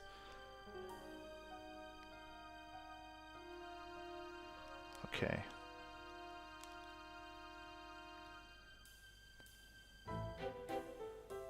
At least we've got nothing to worry about in terms of game overs. If it's only Demonoliths left. Okay, let's see if I can finish it during this rendition of the CityMorgue battle theme. 2 more Demonoliths.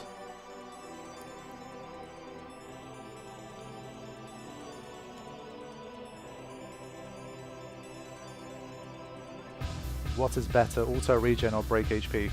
Well, to be honest, both. Both is the ultimate way to do it. The more HP you have, obviously, the more regen is going to help you. That's usually the best way to use it. I can't say I've heard of many auto regen strategies that don't involve breaking HP limit.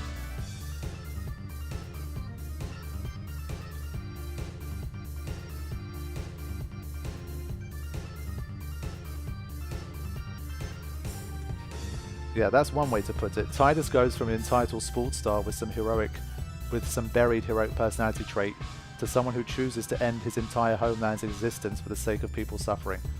That's hard to argue against.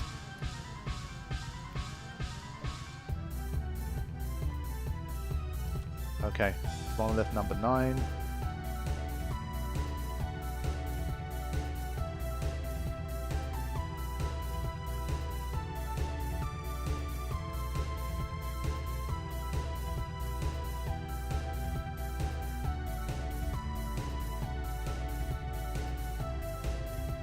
Okay, one more to go, I think.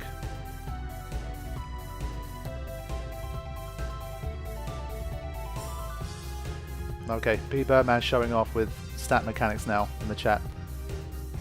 I love this. This is the kind of stuff that I can't really... I've never been knowledgeable enough to share this sort of stuff. You have to really dig deep and work with formulas and that kind of stuff to share this information. So it's great to have Pbirdman showing you guys some of this really in-depth stat mechanic stuff. The man is a treasure.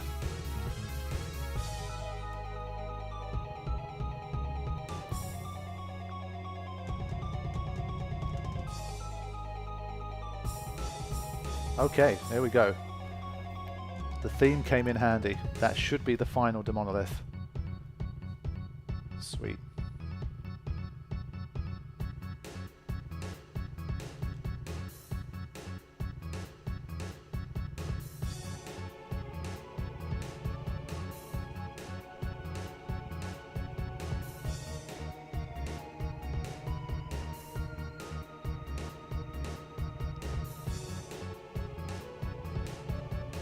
Okay, final blow. Yes, alright, that should be 10 of everything inside Sin.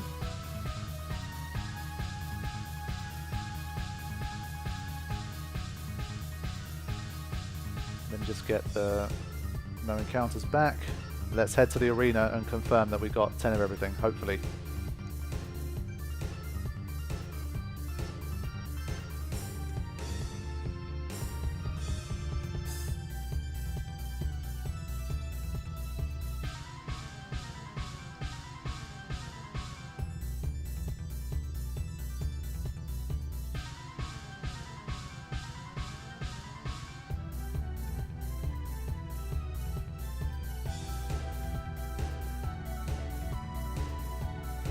Grimsire, thank you for the donation.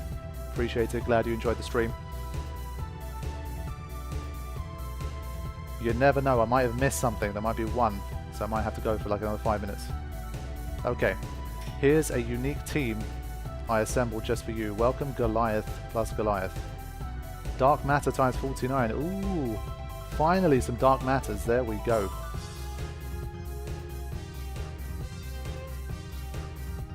Anything else? Okay, veteran team Fun Guy 3 has entered the arena. Slimy Tasteless. Healing Spring times 60. Alright. Any more? No. Okay. I think surely that means I've got everything, right? Yeah! Okay, finally. A successful monster capturing session. We had a little detour, but we got there. Literally just Omega Ruins to go, but you saw it's a mess in there. it's going to be madness in there, so we'll have to see how it goes.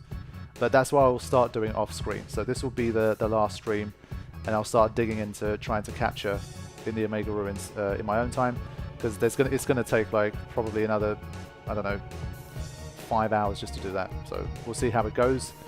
Then I'll make a plan of action from there in terms of what to deal with. So probably revisit Dark Ochu, see if I can win. Maybe go back to Omega in the Omega Ruins, but that's probably going to be still too OP for me. Yeah, that should still be way too strong for me. But then we'll come back here and we'll see what we can do. So thank you everybody for watching. It's a bit of a roller coaster session, but we made it in the end. Appreciate all the support, and I hope you guys continue to enjoy the series. Take care, everybody. I'll see you soon. I'll see you in the 24/7 5 hour stream that never sleeps.